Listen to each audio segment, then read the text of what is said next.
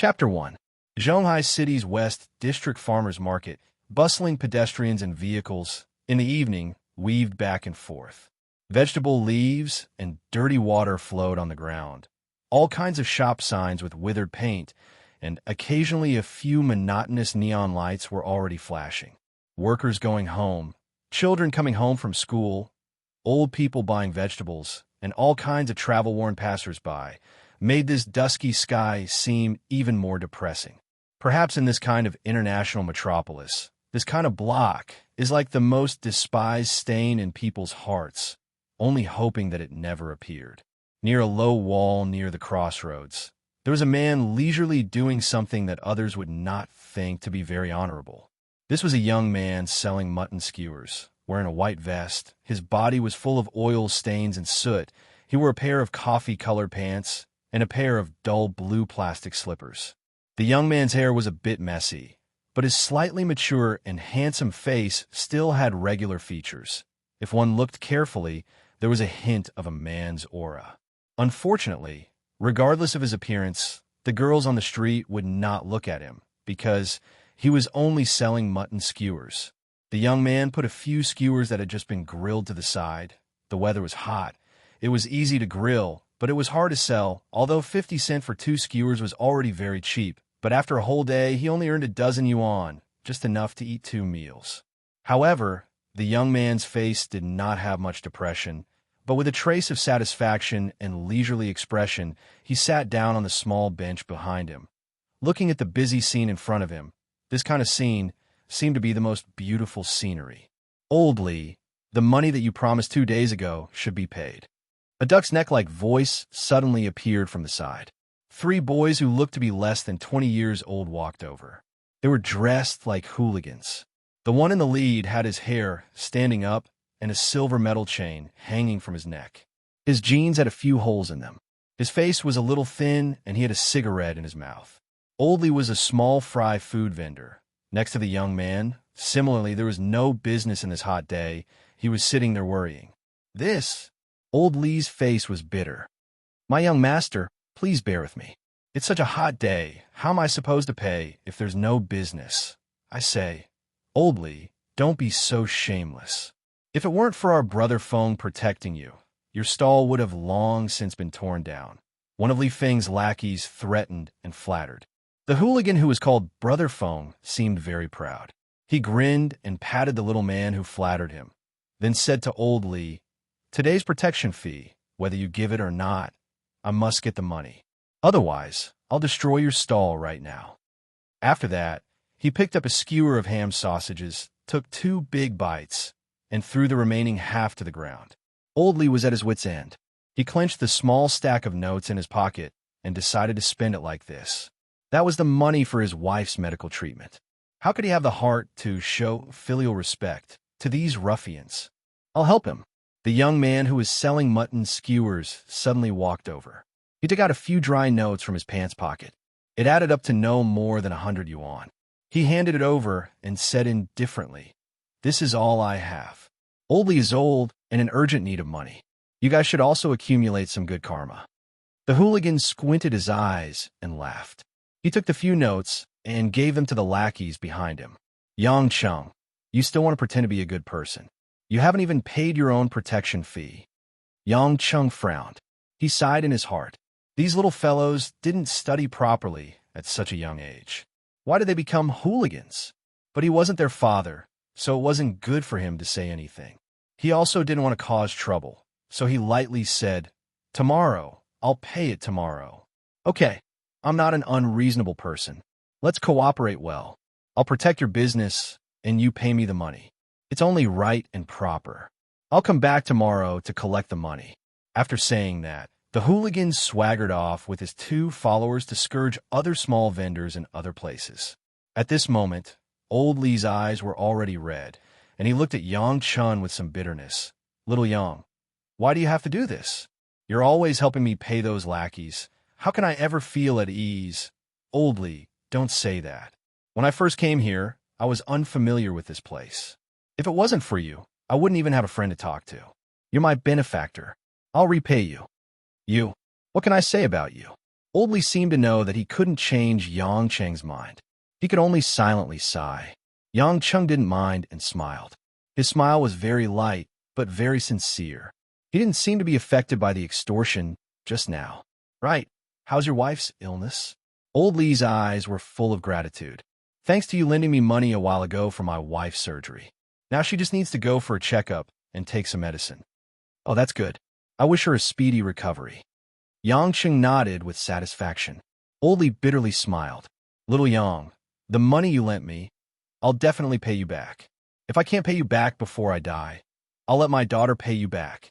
Alas, if it wasn't for me, you could have opened a good store with that 100,000 yuan. You wouldn't need to come here to sell mutton skewers and suffer from those hooligans. Yang Cheng pursed his lips. I quite like this kind of life. Selling mutton skewers is not bad. It's simple, and I can get a few meals. I say you, Old Li said somewhat gloomily.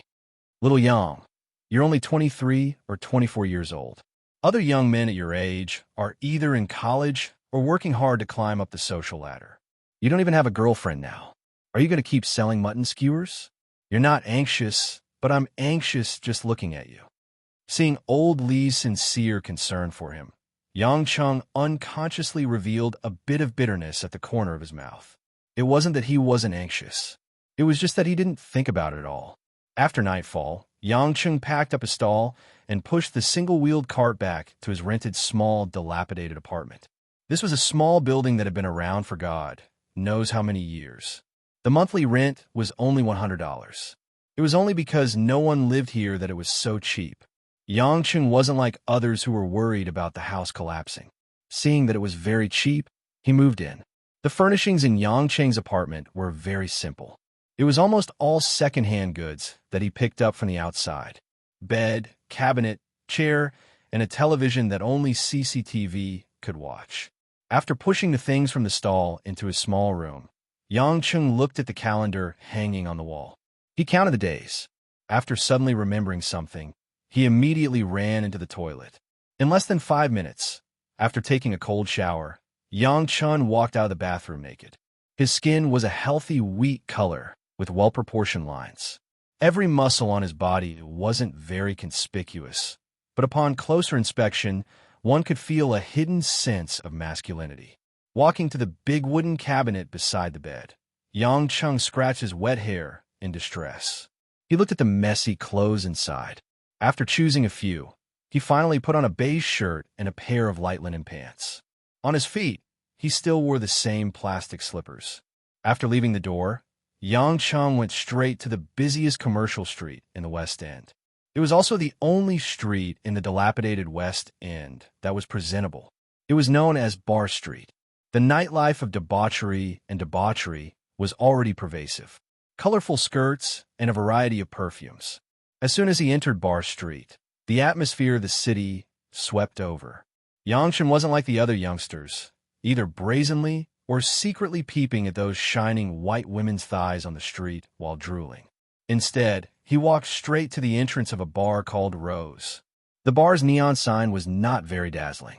It could only be considered a medium-sized bar that exuded a somewhat ambiguous atmosphere. The colorful rose-shaped lights dotted the billboard. After entering the bar, Yang Cheng walked to the bar counter in a familiar manner and sat at the corner of the bar. "Brother Chun, you're here." The young bartender in a black vest smiled warmly when he saw Yang Cheng. At the same time, he handed him a glass of water. "Sister Qiangwei has been waiting for you for a long time." Yang Cheng smiled at him. He took the glass and took a sip. "Sister Qiangwei isn't mad, right? I came home a little late, so I'm late." I'm not mad. The few pimples on little Zhao's round face seemed to be smiling. He whispered to Yang Cheng, "Brother Chun, teach me when you have time. How did you manage to get Sister Qiangwei? You have to know that the number of men who are interested in our boss in Zhonghai can line up from the West End to the estuary. I've never seen our boss care so much about a man in so many years.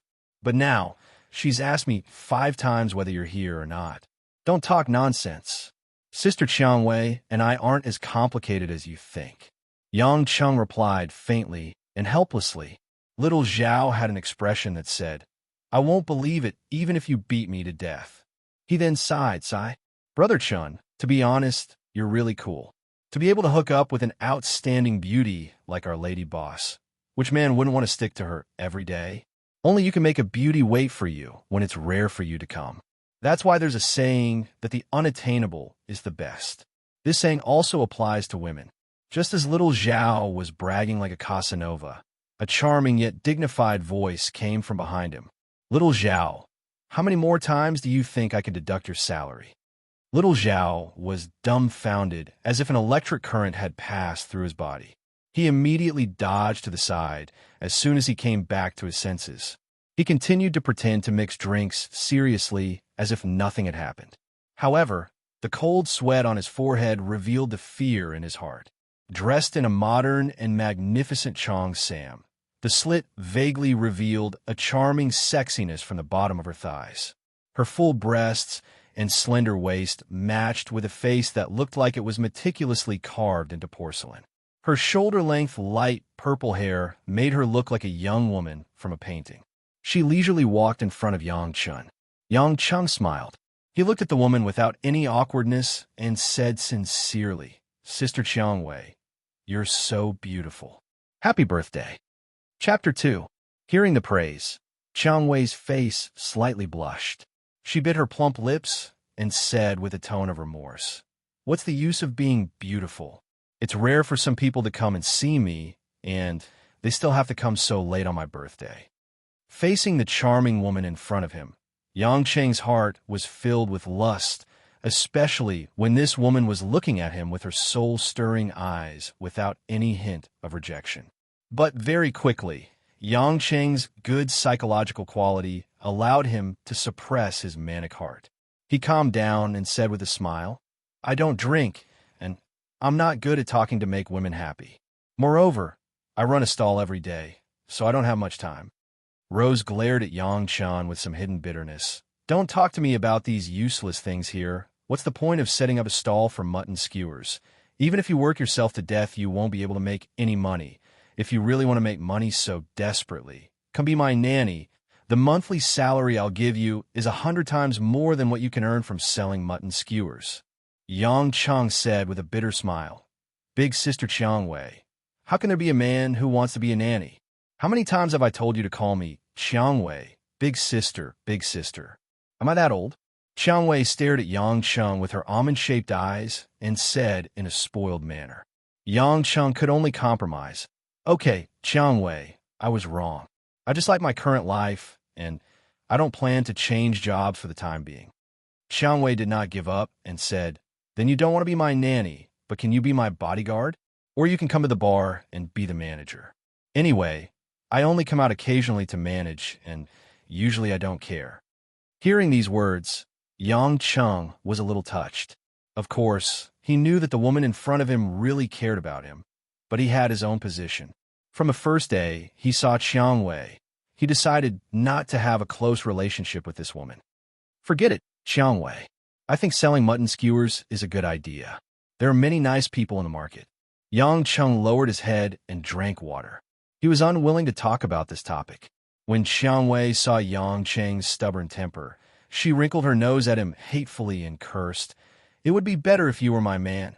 What she didn't know was that even she couldn't hear it clearly, but Yang Chun heard it clearly. However, Yang Chun knew that he had to pretend that he didn't hear anything. Although Qiangwei's face and figure exuded an irresistible charm in the dim light of the bar, from the moment Qiangwei appeared, even if someone saw her, they only dared to glance at her. No one dared to linger. Some new customers would curiously ask the people around them who Qiangwei was, and the answer was basically only one: drink your liquor, don't court death. Qiangwei felt a little defeated as she walked to the bar and sat next to Yang Cheng.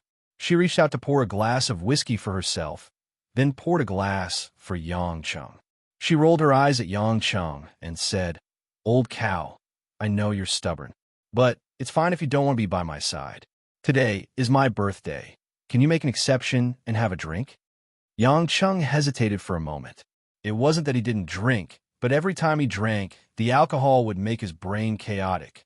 There were too many things that he didn't want to remember, so he needed to calm down. And alcohol, to him, was poison. "Okay, but only one glass." With a trace of guilt, Yang Cheng didn't want to make Xiang Wei too disappointed, so he finally agreed. He silently hoped that such a small glass wouldn't have any effect. As expected, Xiang Wei smiled happily. That smile was like the first clear day after snow. Under the dim light, her face glowed like ivory, which made Yang Cheng's heart tremble again. Cheers! After the glass touched, Yang Cheng didn't hesitate to raise his head and drink the cold liquid. Xiang Wei giggled. She suddenly leaned forward and stuck to Yang Cheng's chest. She said with a sweet voice, "Do you know, I haven't had a birthday for more than 10 years. Although there was no cake, no candles, no gifts, and no party. I feel very satisfied to have a drink with a man like you, who doesn't know how to flirt." The woman in front of him had a voluptuous body, no matter from which angle he looked at it. At this moment, Yang Chun clearly felt two soft and supple lumps pressing against his thighs. As he caressed them, he felt a thrilling pleasure. Slightly lowering his head, Xiang Wei's porcelain snow-white skin was vaguely visible at the split of the cheongsam. Under the curvy calves was a pair of fiery red high heels. The strong visual impact fiercely aroused the male hormones of Yang Cheng. When a man saw a woman, the hormone and adrenaline response were the most direct evaluation of a woman. Obviously, Xiang Wei got a high score.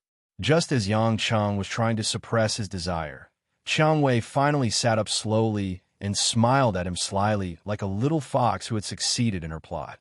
"Well, my little man, it seems that your capital is quite strong." Yang Cheng smiled bitterly. Of course, he knew what Xiang Wei was talking about. This woman actually peeped at him when she approached. "I think you can't sit still anymore. I'll go entertain the guests.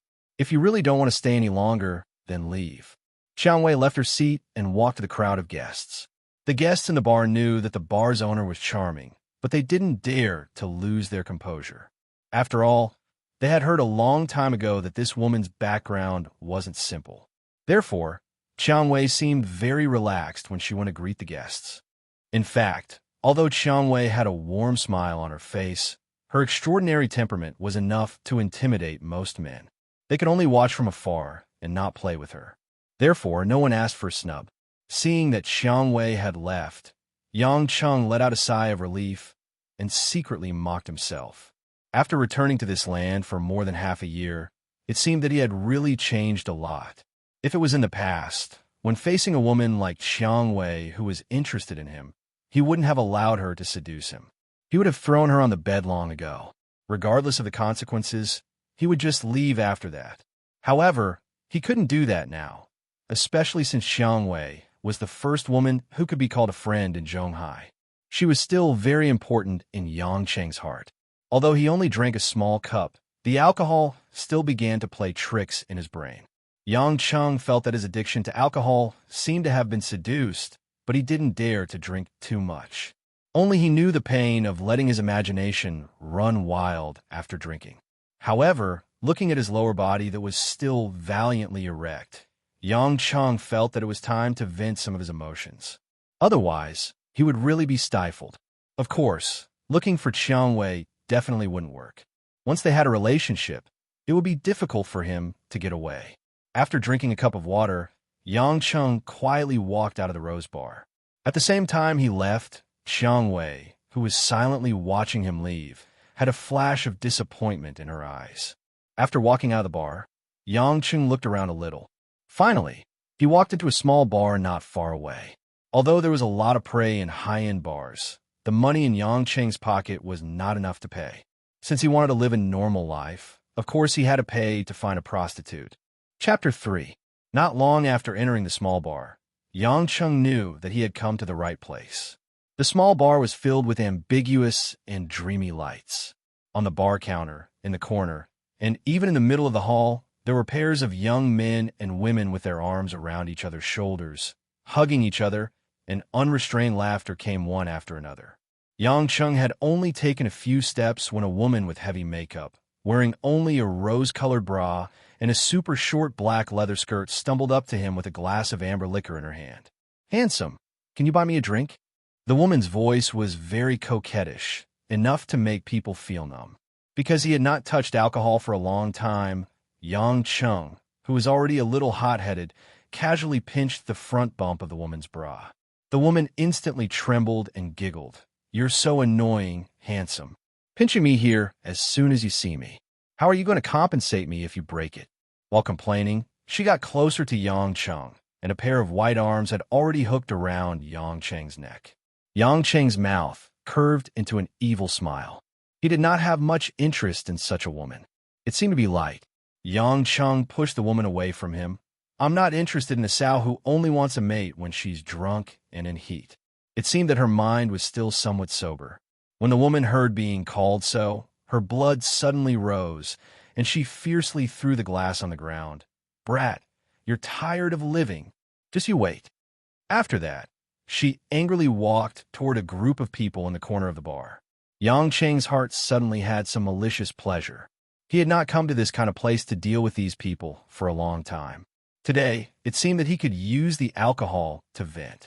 After walking to the bar counter and asking for a glass of vodka, Yang Cheng drank it in one gulp. A hot stream of hot air began to roll in his body, and a strange excitement appeared in Yang Cheng's eyes.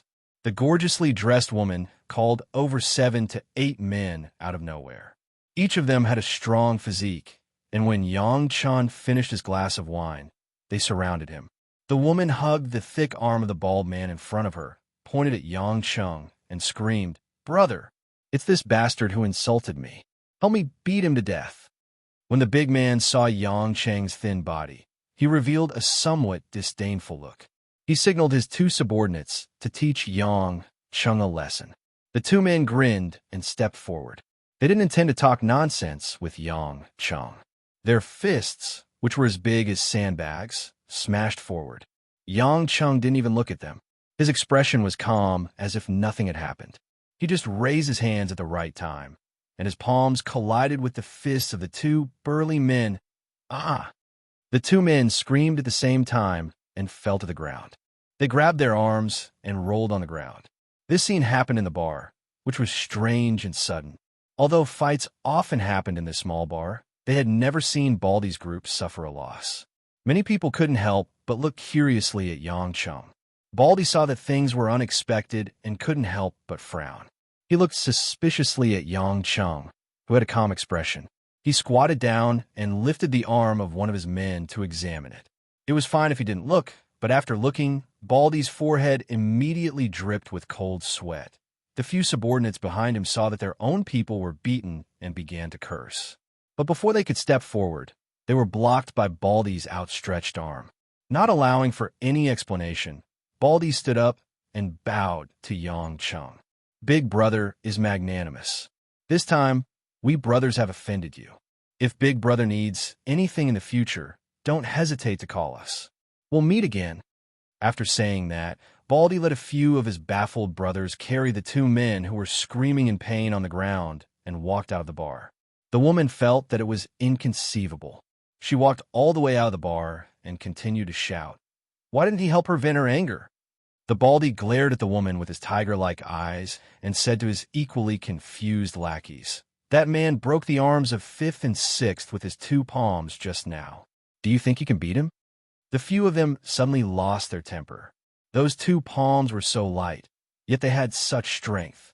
If that wasn't an expert, then what was it? Immediately, a few of them began to flatter Baldy, saying that the boss had great foresight and so on. Baldy didn't care about their flattery. Instead, he looked back at the bar thoughtfully. No one knew what he was thinking. At the same time, Yang Cheng, who was in the bar, wasn't affected. After seeing Baldy and the others leave, the corner of the bar became empty. He slowly walked over, planning to search for tonight's prey. Because Yang Cheng easily defeated Baldy and his men, the men and women in the bar were afraid of him. Occasionally, a few hot girls would try to flirt with Yang Cheng, but they were ignored, so they could only give up on seducing him. Just as Yang Cheng was about to sit on the sofa, he suddenly found that there was someone lying on the bench in the corner. It was a young woman. With just one glance, Yang Cheng's eyes became hot. Under the dim light, her silky black hair fell from the sofa to the carpet. She wore a tight, white dress that wrapped around her graceful curves like a gentle wave. After getting a little closer, Yang Chung smelled a tempting body fragrance mixed with jasmine and alcohol. The woman seemed to be a little drunk. One of her white hands was holding a goblet. Her body was lying on the sofa, twisting a few times from time to time. Her plump but outlined a charming curve. Yang Chung walked forward and reached out to help the woman up. He pushed aside the messy hair in front of the woman's forehead, revealing a charming face filled with drunkenness. What made Yang Chen flabbergasted was that this woman's appearance was even prettier than the Rose he met earlier. No matter if it was her exquisitely sculpted appearance or the coldness and coquettishness she exuded after getting drunk, it was enough to make any man fall for her. However, such an alluring beauty caused Yang Chen to be puzzled. Could a woman like this be a prostitute from a nightclub? But if she wasn't a prostitute, how could she be drunk with that group of people and have a face full of lust? The woman seemed to be drunk to the extreme. Without waiting for Yang Cheng to think, she grabbed Yang Cheng's shirt collar, and two thin and delicate red lips that were like flowers kissed him. But because she couldn't find the right direction, the woman only kissed Yang Cheng's cheek before sliding down again. Yang Chen was stimulated by the ice-cold yet soft touch on his face, causing his blood to boil. Looking at the beautiful lady in front of him with a watery expression, with an alluring look that seemed like he was waiting to be plucked, he originally planned to let her have her way for one night. Why would he care so much? He hugged the soft and delicate body in his arms and kissed the woman's fragrant lips fiercely. The woman let out a low moan. It seemed that she was resentful for Yang Cheng's barbarism, but it also seemed that she was excited for the lingering between their tongues. Chapter 4. When a morning sun shone through the mottled glass window into Yang Cheng's room, Yang Cheng shook his head in a daze. Just as he was about to get up, he suddenly felt something soft wrapped around his body. Yang Cheng, who was instantly sober, looked down. It was indeed the woman he brought home last night after getting drunk. At this moment, the woman's white lotus-like arms were wrapped around his waist. Under the towel, a pair of plump breasts were pressed against his thighs. The delicate touch was as smooth as velvet. A pair of white and tender thighs were unscrupulously wrapped around his lower body. The seductive cleavage that was faintly exposed still had traces of last night's indulgence. Paired with the innocent and pure face of the woman who was sleeping soundly, Yang Chen couldn't help but sigh. Among all the women he had seen in his life, this woman definitely had the ability to enter the top 3. Just as Yang Cheng was sighing over this heaven-bestowed artwork of a woman, the corner of his eyes suddenly swept over. There was a pool of dried red blood on the sheets at the end of the bed. The strings in his heart were stirred. Yang Cheng frowned as he looked at the still, indifferent woman. He was a bit surprised. Of course, this blood wasn't from him. He just didn't expect that the beauty who was so crazy last night was actually a virgin. A lot of things could be understood at a glance after thinking about it. Yang Cheng quickly figured out that the woman's initiative and indulgence last night was most likely because she was drugged by the Baldy and the others. If it wasn't for a freak combination of factors, this black-haired beauty would have become the prey of the Baldy and the others. It was also because he drank too much last night and didn't notice anything strange when he got home and went to bed. Just as Yang Cheng was sitting on the bed thinking about how to deal with it, the woman lying on top of him finally woke up. The woman opened her eyes in a daze. She raised her head and saw Yang Chen looking at her with an indifferent expression. The man in front of her was very strange, but also very familiar. Her mouth and nose were full of a strong male body odor and some kind of lascivious aura. She tried her best to figure out what was going on, and the scene from last night appeared in her mind intermittently. The woman quickly understood what was going on. After knowing that she was not a prostitute, Yang Cheng was very curious about what this woman would do. Would she scream, beat and scold, call the police? Or was it extortion? If that was the case, Yang Cheng wouldn't feel any guilt at all. She could do whatever she wanted. If it wasn't for him, she would have suffered the baptism of a group of men. She could only blame herself for being careless and entering the wolf area by mistake. However, the woman's reaction was surprisingly calm. She slowly sat up. Under the faint sunlight, He took off the blanket and revealed a sexy body that looked like it was carved out of white jade. The visual impact made Yang Chung breathe deeply. There were also red marks of being bitten and slapped on her body. There were even some sticky marks left by some men that would make one's imagination run wild. The woman got off the bed without any awkwardness. She was completely naked, and even the grass between her legs could be easily seen. But it was this kind of indifference and calmness that made Yang Chung suddenly feel a little depressed. After taking a deep breath, he said, "I'm sorry." The woman was turning around to put on her clothes. When she heard these 3 words, she couldn't help but pause, but she didn't reply or turn around. She continued to put on her clothes. Yang Chung didn't say anything more, but his heart felt like it was pressed by a stone, and he couldn't breathe. It had been many years since he felt this kind of guilt just because he slept with a woman. In those years in the past, most of the time, women were just medicine for healing. They couldn't be considered as the same kind with thoughts at all. Suddenly being disturbed by a woman who had spent a night with him filled his heart with complicated feelings of guilt. Yang Chung wondered if he had relaxed for too long and his brain had short-circuited. In less than 5 minutes, the woman had already put on her clothes and slightly tidied up her appearance so that no one could see anything strange. Then, without a word, he walked towards the door. Seeing that she left without saying a word, Yang Chung couldn't help but say, "Do you know the way? Do you need me to send you off?" The woman didn't even pause this time. She walked out the door on her own and closed the door behind her. Yang Chung stared blankly at the closed door and couldn't help but smile bitterly. This woman was the best he had ever seen in his life. But just as he was about to get up, Yang Chung, whose hearing was extraordinary, still heard a sob coming from the corridor. It seemed that she was still crying, but she didn't want him to see or hear it. Unfortunately, she didn't know that his hearing was far better than ordinary people, so she still couldn't avoid him.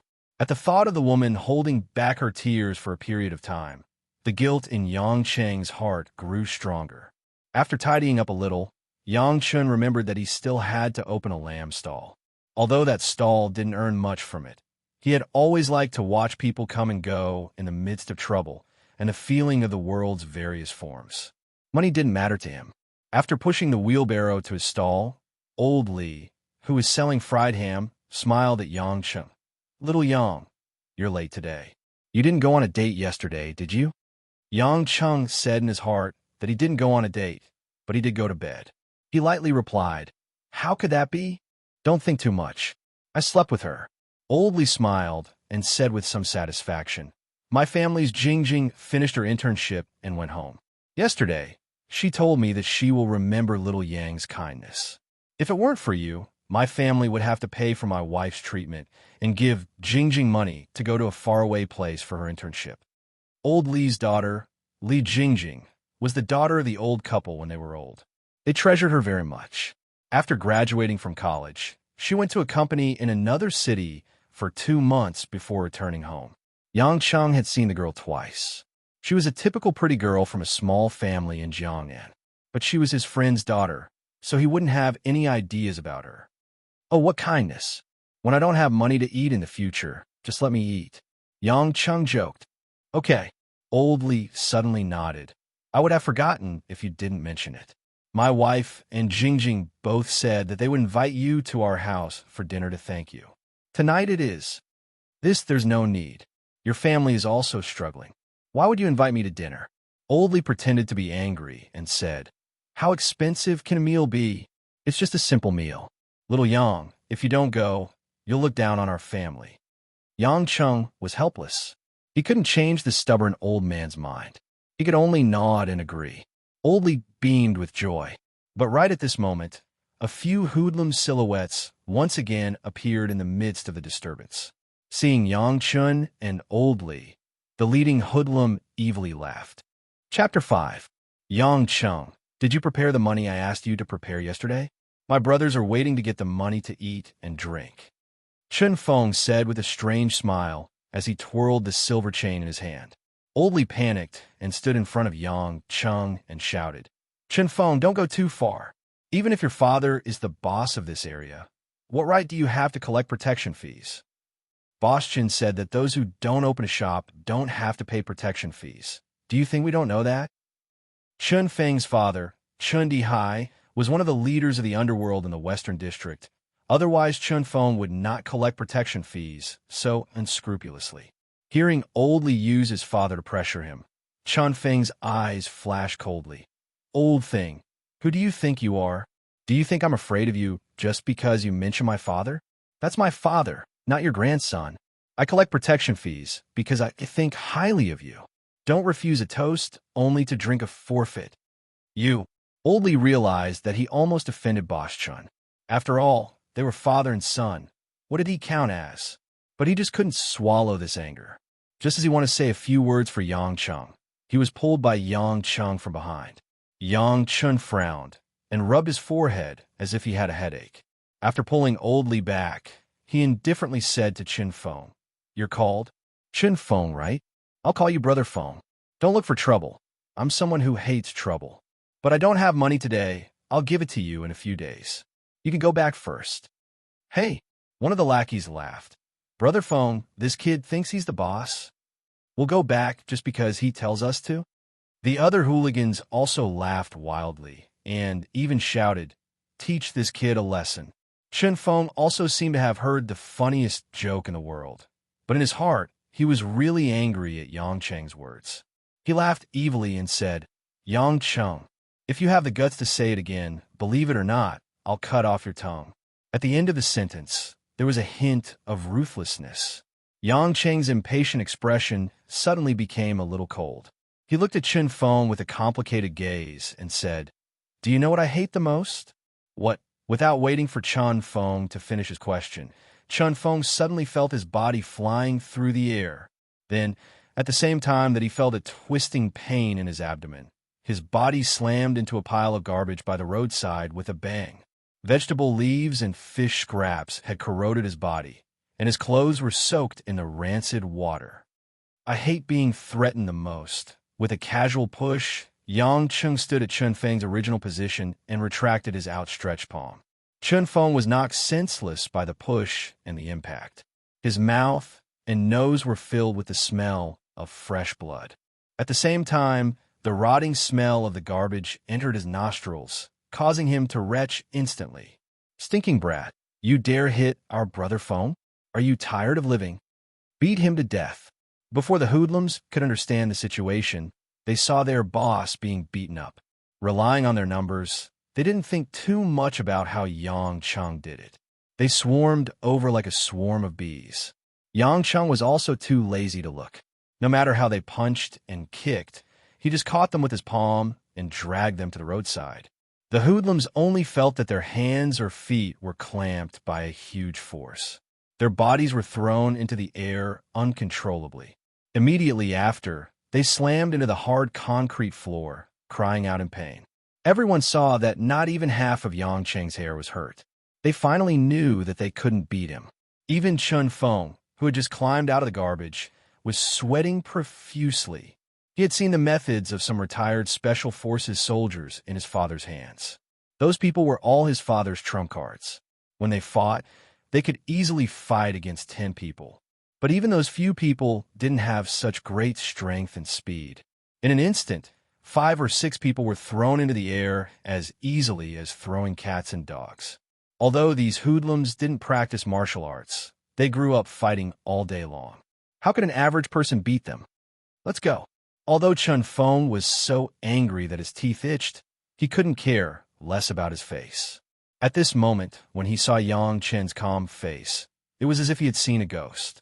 He hurriedly called his lackeys and ran away. Old Li and some of the onlookers saw Yang Cheng's skills and cheered. These hoodlums were used to being domineering. The hawkers all feared them. Today, Yang Cheng's actions naturally helped them vent their anger. However, these people didn't dare to get too close to Yang Cheng. After all, Chun Feng wasn't scary. But if Chun Feng's father, Chun Dihai, came to deal with Yang Cheng, they were worried that they would be implicated. Old Li was extremely excited. "I say, Xiao Yang, I didn't expect you to be so skilled. Did you learn martial arts before?" "I learned a little."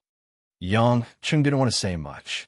In fact, if it weren't for Chun Feng pushing him too far and offending him, he wouldn't have made a move in the downtown area. However, as he told Chun Feng, he had his own principles. He hated being threatened. Perhaps this kind of quirk, no matter how much he wanted to live a low-key life, he couldn't erase it, because he had the dignity of a strong person. Old Lee saw that Yang Chung didn't say much and didn't ask anymore. He started to worry and said, "Xiao Yang, now that you've beaten Chun Feng back, what will you do if he calls his father Chun Di Hai?" You have to know that Chun Di Hai is one of the two big gangs in the West District. He's an important figure in the West Union Society. No one dares to provoke him. West Union Society. Yang Chung didn't care and smiled. He suddenly asked Old Lee, "Do you have a cigarette?" Old Lee saw that Yang Chung didn't care and could only worry. Hearing that Yang Chung wanted a cigarette, he couldn't help but smile bitterly. "Kid, didn't you say you wanted to quit smoking?" "Forget it, I'm not quitting. I'm not used to not having a cigarette after beating people up." Yang Chung sighed his heart. He didn't expect Chun Di Hai to be a member of the West Union Society. Originally, he didn't want to have anything to do with these people. That's why he didn't want to have any contact with Chiang Wei. But he didn't expect that he would be the first to stand on the front line. Oldie took out a pack of 150 yuan orchids from his pocket and lit one for Yang Chung. People are poor, so they choose the cheapest. This cigarette is strong, so you can smoke it. This. Yang Chung inhaled in extreme pleasure. He grinned and said, "That's right, I want it strong. Young people should smoke less. It's bad for your body." Old Lee kindly advised with a smile. Yang Chung smiled faintly. In his heart, he thought, if smoking can harm my body, then all my years of training would have been wasted. After the two of them rested, they started to busy themselves with their business. Yang Chung also started to heat up the lamb skewers. He started to grill the raw ones over charcoal. He even had a skewer in his mouth. He treated it like he was eating breakfast. Although the entire work was dirty, he did it with relish. From time to time, he would grin at the surrounding peddlers. But not long after, a police car drove over. 2 policemen and a police officer wearing a white shirt jumped out. They walked in front of Yang Chung with a serious expression. The leading police officer asked coldly, "You are Yang Chung?" Chapter 6. When the police appeared, the surrounding people had already gathered and whispered to each other about whether Yang Chung was going to be unlucky. "Well, it's me." Yang Chung raised his head in confusion. He didn't understand why the police were looking for him. Could it be that the domestic authorities found him? That's not right.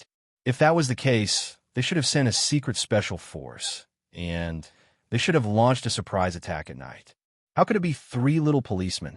The police officer showed his identification and said coldly, "I'm Captain Feng Biao of the Western District Police Station. Someone has accused you of fighting and murdering a teenager. I'm taking you back to the police station immediately to assist in the investigation." So that's what happened. Yang Chung suddenly understood. It seemed that Chun Feng, who was beaten away, had a crooked brain. The underworld actually asked the police to do something. Old Lee, who was at the side, was anxious. He quickly came forward to explain. "Police comrade, you arrested the wrong person. That was Chun Feng and a few punks who came to collect protection fees." Yang Chung was protecting himself just now. "Humph. We will naturally investigate clearly whether we arrested the wrong person or not. I only saw Boss Chin's son being beaten until he vomited blood. I didn't see this guy getting hurt." After Feng Biao finished, he ignored Old Lee and waved his hand for 2 policemen to come forward and detain Yang Chung. Yang Chung didn't resist. After being handcuffed, he just sighed slightly and said to Old Lee, "Don't worry. I didn't do anything wrong. It's not a big deal. Help me look after my lamb stall. If I don't come back when it's late, help me push it back home. Don't talk nonsense. Go." Feng Biao said sternly. Old Lee still wanted to say something, but he knew that he couldn't help much. He could only sigh bitterly as he watched Yang Chung being arrested by the police and put into the car. After Feng Biao and others left with Yang Chung, the surrounding peddlers began to curse. It was nothing more than the police and the underworld leader colluding, and the government and the bandits are one family. However, they didn't dare to say these words in front of the police. After being taken to the police station, Yang Cheng was immediately pulled into the interrogation room. In this extremely solemn room, Yang Cheng looked around curiously. To be honest, he had entered the police station many times before, but this was the first time he entered as a criminal. Feng Biao called two strong police officers into the room and sneered. "Look at your relaxed look. You still have time to look around this room. I'll come back to see you later and see if you're still in the mood." After that, he closed the iron door and walked out. Yang Cheng didn't mind and sat down. He calmly looked at the two policemen who were also sitting in front of him. They were looking at him like he was their prey. A bearded policeman began to interrogate him. "Name?" "Yang Cheng." "Gender?" "Male." Yang Cheng answered with a smile on his face. "Age?" 24. "Birthplace?" "Zhonghai." After a series of simple and irritating questions, Yang Cheng was still calm and collected as he answered. Even the most retarded questions were answered happily. Instead, the two policemen were a little irritated. After all, they were instructed by Feng Biao to find a reason to teach Yang Cheng a lesson. Now that Yang Cheng was so cooperative, he was worthy of being a model suspect. How could they find a reason to make him suffer? Finally, another dark-skinned policeman came up with an idea and asked, "Today, you beat up 6 teenagers in the market. Is this true?" "I didn't beat them up. They wanted to ask me for protection fees. They extorted me first. I have the right to protect myself." Yang Cheng replied, "I don't know if they charge you for protection fees, but you made the first move, didn't you?" The bearded policeman asked with a grin. "Yes." Yang Cheng nodded honestly. "But I don't think it's my fault. At most, I can go to court with them." "Court? A mutton skewer seller." The dark-skinned policeman muttered in disdain. He took out a document and pointed at the signature column. "Write your name here to show that you admit your guilt and compensate the victims." Yang Cheng glanced at it. It was a prepared confession. All the charges added together were enough to put him in jail for half his life. Yang Chen's expression became playful. He sneered and said, "Officer, I don't think this thing is legal. I haven't even said anything yet. Why are there so many crimes suddenly added to it?" The dark-skinned policeman slammed the table. "You're questioning us now? You think we framed you? Do you know where you are right now?" "I'm just telling the truth." Yang Cheng understood that the two of them were determined to make him commit a crime. He couldn't help but reveal a hint of coldness in his eyes. The two policemen naturally knew that Yang Cheng wouldn't sign this document. As long as a normal person could read, he wouldn't put himself in jail for half his life for no reason. There was only one reason to use this document. It was to provoke Yang Cheng. Obviously, they did it. "Kid, you're not cooperating with our investigation. Do you know what the consequences are?" The bearded man stood up and slowly walked behind Yang Cheng. He clenched his fists so hard that his bones were cracking. Yang Cheng glanced at the monitor in the room. He reckoned that only the scene of him talking back to the police would be shown, while the rest of the matter wouldn't be known by outsiders. Even if they knew, who would easily spread the news of a police station? It seemed that there were police officers with this kind of appearance everywhere in the world. "I don't know what the consequences will be for me, but for the two of you, there will definitely be consequences that you can't imagine." Yang Cheng casually turned his head and grinned at the bearded policeman. "You're looking for death." Seeing that Yang Cheng finally had words that offended the police, the bearded policeman suddenly reached out and tried to grab Yang Cheng's collar. His other hand clenched into a fist and was about to smash down. But at this moment, the bearded man's hand grabbed empty air. He saw that Yang Cheng had unknowingly stood up from his seat and reached out to grab the bearded man's collar. "You won't do this right." Yang Cheng smiled evilly and punched the bearded man's stomach. The bearded man's body spasmed as he curled up on the ground and twitched. The black-faced policeman stood up angrily. "You dare to attack a police officer?" As he said this, he didn't care about anything else. He pulled out a Type 54 pistol from his waist and aimed at Yang Cheng. But Yang Cheng simply did not care about the pitch-black muzzle. With a lightning-fast step, he moved behind the dark-faced policeman in a flash. His finger lightly tapped on the dark-faced policeman's arm. As if his arm was electrocuted, it violently trembled, and the Type 54 pistol in his hand immediately fell to the ground. The black-faced policeman didn't even have time to react. He felt a numbness at the back of his neck, and then he fainted Yang Chung picked up the illegal document for the table and smiled strangely. It seems like you guys use this kind of trick often. I don't know what will happen if this gets leaked. Chapter 7. Hearing Yang Chung say that he was going to release the evidence, the bearded policeman, who was still sober, suddenly broke into a cold sweat. You? How dare you? Do you know who you have offended? That is Boss Chen's son. Boss Chen's people can kill 18 generations of your ancestors. The bearded man roared, but the pain in his body made him unable to stand up. Yang Chen's face instantly turned cold. Boss Chen again. You people are all failures. Don't you know that I hate being threatened the most? With that said, he rushed forward and kicked the bearded man again. This kick directly caused the bearded man to faint. Bang! Suddenly, the interrogation room's iron door was pushed open, and a figure rushed in. Stop! A clear and strict voice came into his ears. Yang Chung turned around, puzzled. When he saw the person, his eyes lit up. She was a heroic-looking policewoman with shoulder-length hair. Her almond-shaped eyes were like autumn waters, her nose was high, and her lips were plump and covered with a light pink lipstick. At first glance, she looked like a Japanese or Korean celebrity who had undergone plastic surgery. However, upon closer inspection, one could feel the heroic spirit exuding from her bones. She was several times more beautiful than those so-called celebrities. She could be considered a beautiful policewoman through and through. But then, Yang Chung saw that on the policewoman's shoulder badge, there were 2 four-cornered stars, which was the symbol of a second-class police supervisor. In a flash, Yang Chung understood that this young and beautiful policewoman, who looked like a movie star, was actually the bureau chief of the Western District Police Station, a real cadre of Huaxia country. At that moment, Choi Yun was in a bad mood. She had just finished a meeting and was having a headache about the recent bank robbery case in the Western District. Then, she heard someone report that in her own police station's interrogation room, there was a suspect beating up a police officer. This was definitely a contempt for her authority. You, put your hands behind your head and lean against the wall. Choi Yun pointed at Yang Chung and shouted. Yang Chung looked up and down for a while, sighing in his heart that uniforms were indeed good stuff. No wonder so many of the people around him in the past would let their female companions wear all kinds of uniforms before doing work. At this moment, when he heard the female bureau chief's order, he couldn't help but smile. Beautiful bureau chief, I think it's better for you to first take a look at this.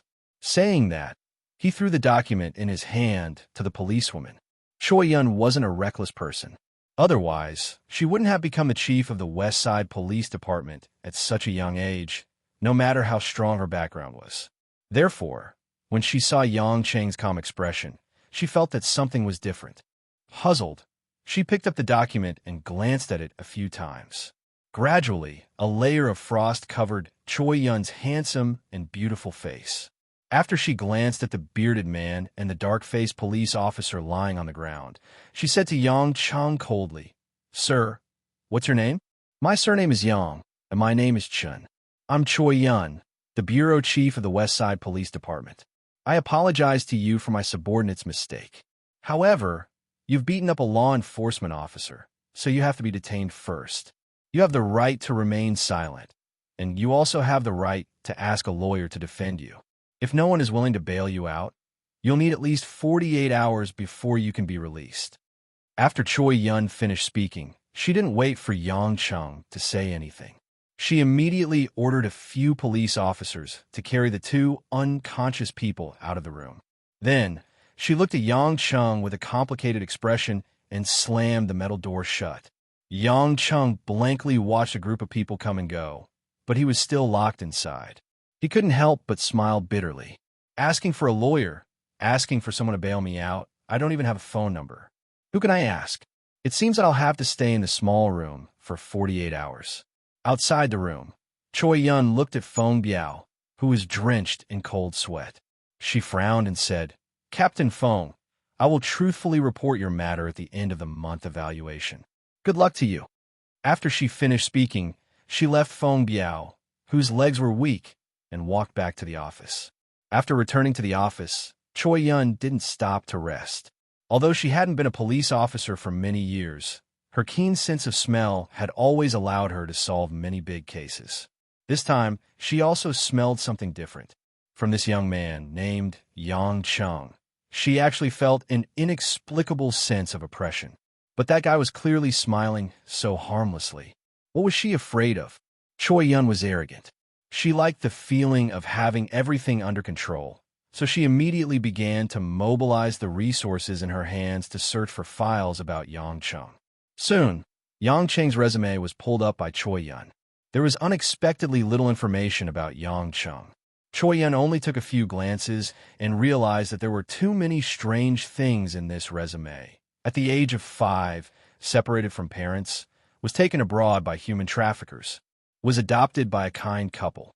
At the age of 23, graduated with a master's degree in marketing management from Harvard University in the United States, returned to China in the same year. At the end of this simple and crude resume, there was actually a photo of Yang Cheng and Drew Foster, the female president of Harvard University, in the school. Harvard's iconic red building complex, eye-catching school emblem. Yang Cheng's face was scholarly, and he was smiling brightly with Foster. Of course, the photo in the police's database would not be photoshopped, but Choi Yun still felt that she had been fooled. To hell with a master's degree from Harvard. If he really graduated from Harvard, would he be selling mutton skewers in the market? Also, if he was adopted by a kind couple, what happened after that? There were still more than 10 years in between. How did he jump straight to graduating from university? But very quickly, Choi Yun calmed down. Of course, no one would arbitrarily change the police's database. Every person's information was put in by the authorities themselves. Since Yang Cheng's information, which was obviously full of loopholes and extremely ridiculous, still existed, then there must be a reason for it. But why would the higher-ups of the police station put such a resume in? Choi Yun quickly thought of two possibilities. First, Yang Cheng's identity was very special, belonging to the state's secret personnel, such as a security bureau agent. Second, Yang Cheng's identity was also very special, but he was a special person that the state did not want people to know. Choi Yun quickly ruled out the first possibility. If he was a security bureau agent, then the information should be detailed and impeccable so that it would not be easy to arouse suspicion. Therefore, Yang Cheng could only be a very special person, so that the higher-ups were not willing to say it, nor would they deliberately cover for him. They only treated it as an empty shell. It was undeniable that Choi Yun was not only a police officer, but also a beauty. More importantly, she was a woman full of curiosity. For a person with such an identity, Choi Yun was naturally interested. Almost in an instant, in Choi Yun's heart, Yang Cheng had become a great thief, an international wanted criminal, a big drug lord in the Golden Triangle, a mad scientist, and other identities. One thing was certain, Bureau Chief Kai was interested in Yang Cheng. Just as Choi Yun was thinking about how to investigate the background of this suspicious person, there was a knock on the door. "Come in." A young police officer with a fair face entered the door with a flattering smile. In the hearts of the police officers, their bureau chief was not only a super beauty, but also a character like Master Annihilation. They reported in a low voice, "Bureau Chief, Lawyer Zhang from Chengdong Law Firm is here to bail out the prisoner named Yang Cheng." Chapter 8. When Yang Cheng walked out of the police station with a bit of confusion, he couldn't figure out why a lawyer he didn't know would come to bail him out. And from the attitude of the police station, this lawyer's background was extremely deep. At the entrance of the police station, the grizzled lawyer Zhang, wearing gold-rimmed glasses, solemnly shook hands with Choi Yun. "Thank you for Bureau Chief Kai's cooperation. It's rare for Bureau Chief Kai to be able to sit as the head of the Western District Police Station at such a young age. You are indeed magnanimous." At the moment, Choi Yun's face was reserved and solemn. Her pretty face maintained a frosty and formal smile. Lawyer Zhang is an old senior in the entire Zhonghai lawyer community. We, as the younger generation, of course have to pay special attention and treat you with courtesy. Although she was talking to Lawyer Zhang, Choi Yun's eyes couldn't help but glance at Yang Cheng, who was stretching on the side. Choi Yun didn't expect that Lawyer Zhang would suddenly come to bail Yang Cheng out. Although Lawyer Zhang wouldn't say who the employer behind him was, to be able to invite this old qualified lawyer, it was definitely a big shot in Zhonghai City. That kind of person would actually come forward for Yang Cheng, a mutton skewer seller in the market. It seemed that her guess was absolutely correct. Yang Cheng's background was not ordinary. After exiting the police station courtyard, Yang Chun had a modest smile on his face as he said to Lawyer Zhang, Thank you, great lawyer, for your help. Otherwise, I would have to stay in the interrogation room for 2 days. You don't know this, but I promised to visit a friend's house tonight. What a headache. Looking at Yang Cheng's awkward smile, Lawyer Zhang was a bit curious. He originally didn't understand why that person would ask him to bail this young man out, but now that he saw it, there was indeed something unusual about him. Just from the indifference in the police station, the calmness after coming out, and even having the time to joke around, such a young man definitely had an extraordinary bearing. Putting away his contempt, Lawyer Zhang laughed. Mr. Yang doesn't need to thank me. I was entrusted with a task. The person to thank is in front. Following the direction Lawyer Zhang pointed, Yang Cheng suddenly saw a red car parked on the side of the road. Yang Cheng only took a glance and suddenly became interested. The car turned out to be a rare domestic Bentley Elegance. This kind of British car represented a kind of graceful royal temperament. The lowest price in Huaxia country was more than 4 million.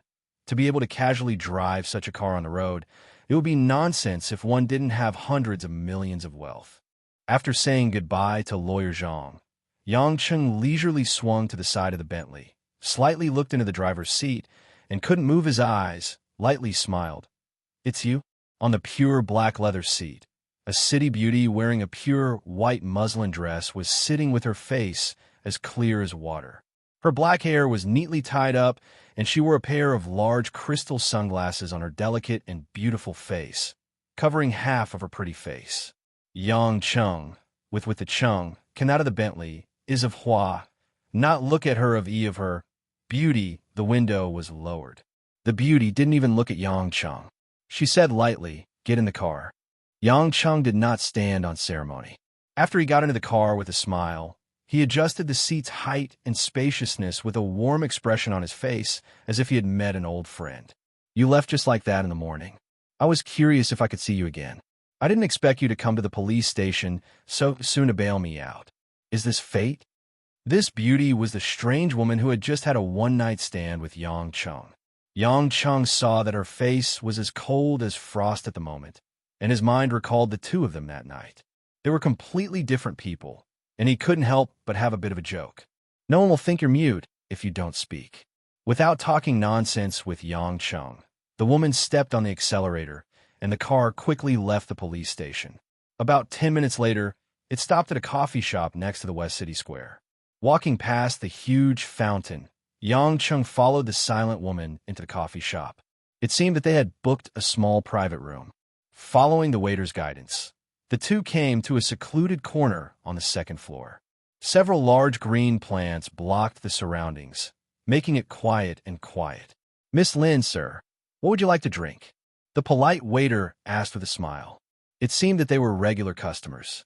Taking off the sunglasses, revealing the stunning face that would make most men's blood boil, the woman surnamed Lin said lightly, Blue Mountain, milk, no sugar. Yang Chan flipped through a few pages of the menu, frowning as he pondered. Grinning, he said, let's have a cup of chrysanthemum tea to cool down the heat. I don't want the best, the cheapest kind. The smile on the waiter's face froze, and he replied awkwardly, Sir, we are a coffee shop. We don't have tea, and we don't have chrysanthemum tea. Then a cup of water. Does water cost money? Yang Cheng asked in distress. We do have water, but sir, do you really only need water? The way the waiter looked at Yang Cheng was a bit strange. He seemed to be unable to understand that a friend who came with a goddess-like character would be a customer ordering a cup of water. The woman who had been looking out the window with indifference suddenly glanced at Yang Cheng and said to the waiter, Give him a cup of Naples, American style. Yes, Miss Lin. The waiter hurriedly left as if he had been granted amnesty. Yang Cheng, however, had a sorrowful expression. I say, Miss, your surname is Lin, right? Miss Lin, I don't have money, Why don't you give me a cup of Naples for a few $100? My mutton skewers can sell for a few thousand. I'll treat you. Frowning, the woman said impatiently, It's not a matter of whether you treat me or not. It's just that my income doesn't allow me to drink this level of coffee. Besides, I'm an able-bodied, non-illiterate man. How can I covet a girl's coffee? You have to know, although my family is poor, I'm still a decent person, not a swindling hoodlum. If I want to drink coffee, of course I have to earn money to drink it, but the truth is I don't really like drinking coffee. I'm the one treating you, not you covet it. The woman said, as if she was on the verge of collapse. She took a step back and said so much nonsense when treating someone to a cup of coffee. However, Yang Cheng's face was serious as he solemnly said, Miss Lin, the ancient said that a gentleman doesn't eat food given out of pity. This is your charity to me. It's fine if you look down on my income, but you look down on my social status. That's right. I'm a mutton skewer vendor. But you can't insult my character and trample on my self-esteem. Enough! Beauty Lin slammed the table and stood up, her full chest rising and falling. Are you done or not? I don't have time to talk nonsense with you. As soon as she said that, the chattering Yang Cheng immediately stopped. As if he had changed into a different person, a proud smile appeared on his face. Miss Lin, that's right. You're young, so you should be more emotional. Don't always put on a straight face. I think your angry expression is much prettier than your cold one. You, completely lacking the demeanor of a virtuous lady, Beauty Lin sat back on her seat. A pair of beautiful, sparkling eyes stared at Yang Cheng. I don't have time to listen to your nonsense. Right now, I have something to talk to you about. Chapter 9. Say it, what's the matter? As Yang Cheng spoke, he placed one of his legs on the leather seat, took off his rubber slippers, and used one hand to scratch his foot. When the weather was hot, it was easy to itch. Yang Cheng was considering if he should buy some ointment to apply. Seeing this scene, Lin Ruoshi, who was about to speak, paused. She subconsciously covered her cute little jade nose, frowned, and said, Can you not do this kind of disgusting action? Yang Cheng smiled indifferently. Hee, if my foot is itchy, I'll scratch it myself. It's natural, what's disgusting about it? What's the point of enduring the pain? Lin Ruoshi swore that this was the first time in her life that she met such a shameless person. Although through preliminary understanding, she knew that this person was just a mutton skewer vendor. But what could she do? The fact that she lost her virginity to him could not be changed. She could only make the best of the following things. Yang Cheng, wait. Yang Cheng once again stopped Lin Ruoshi's words. What is it now? Lin Ruoshi was a little annoyed. Her cold face was flushed red, as if blood was rushing to her head. Yang Cheng said with some embarrassment, Miss Lin, you see, you know my name, and you also know that I was arrested by the police. It's obvious that you've investigated me, but I don't even know what your name is, and you said that you want to talk to me. Isn't this a bit?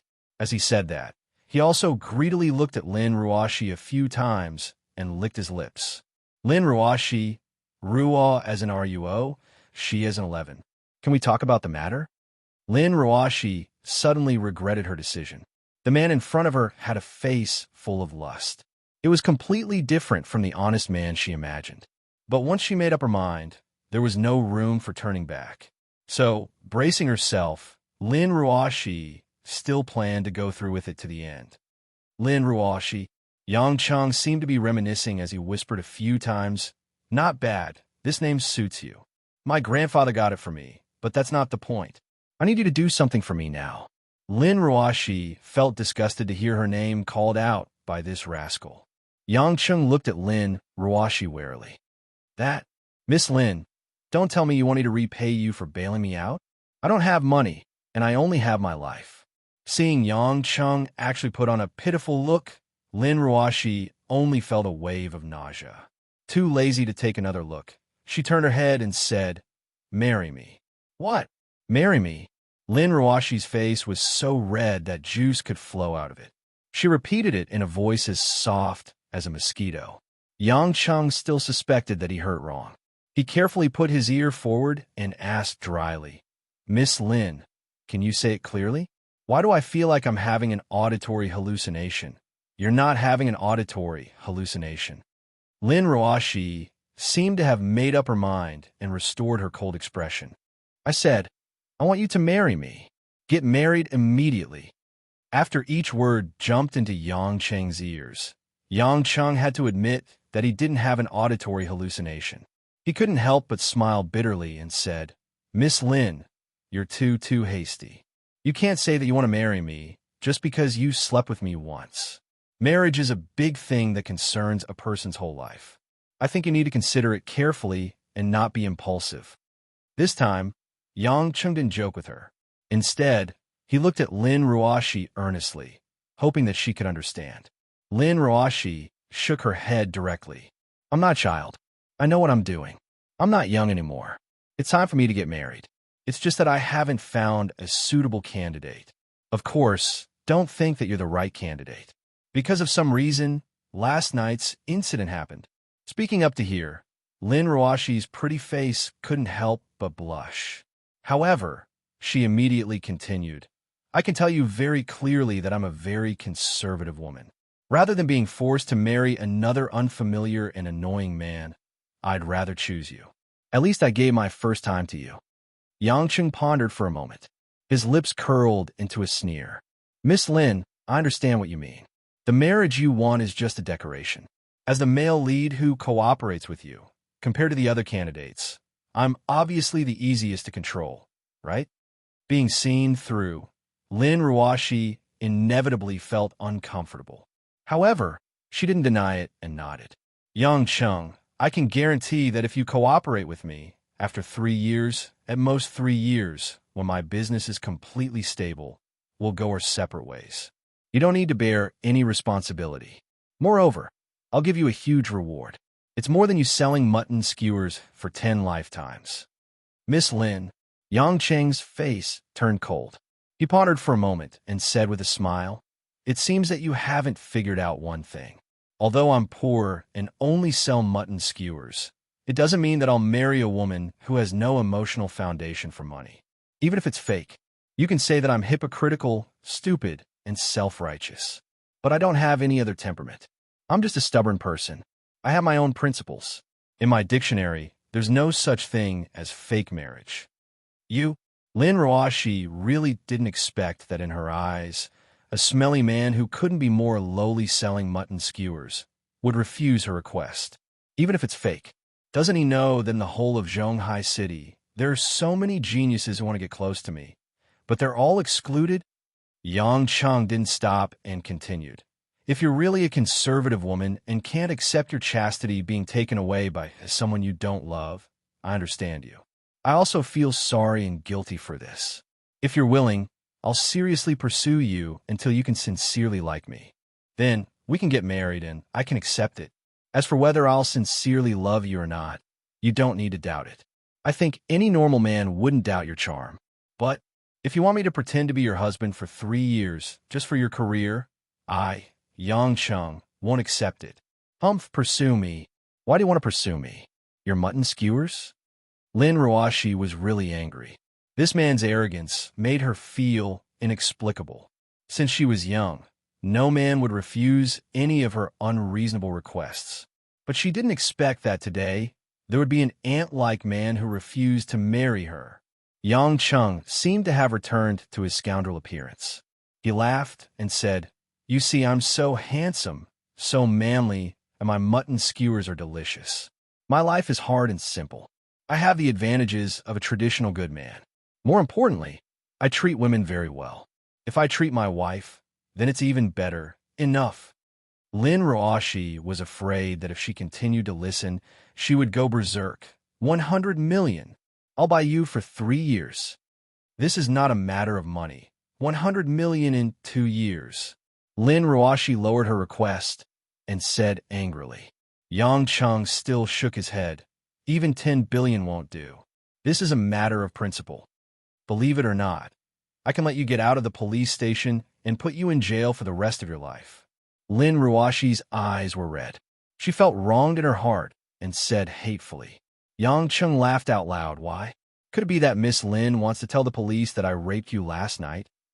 I clearly remember that Miss Lin took the initiative to ask for it many times. You? Lin Ruashi's white teeth bit her thin pink lips. Tears of grievance and pain suddenly overflowed from her eyes. Yang Chung, you're shameless. Chapter 10.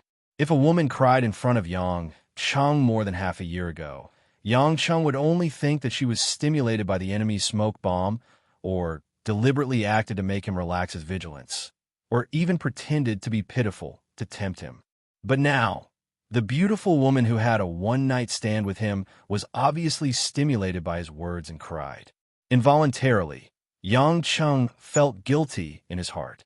Although he felt that many of his words were not wrong, it was indeed a bit cruel for a modern woman who had kept her chastity for more than 20 years. Okay, don't cry. I'll apologize to you, okay? Yang Chung touched his jacket pocket with a little annoyance, but it was empty. Then he remembered that he wanted to quit smoking recently, so he didn't buy cigarettes with him. Lin Ruashi's pretty face made people feel infinite pity, but this girl was also a stubborn person. After crying out 2 lines of clear tears, she took out a tissue to wipe it and forcibly held it back. She just stared at Yang Chung with red eyes and said, I'll ask you again, will you marry me? I say, Miss Lin, how can there be a beautiful woman who wants a man to be her husband these days?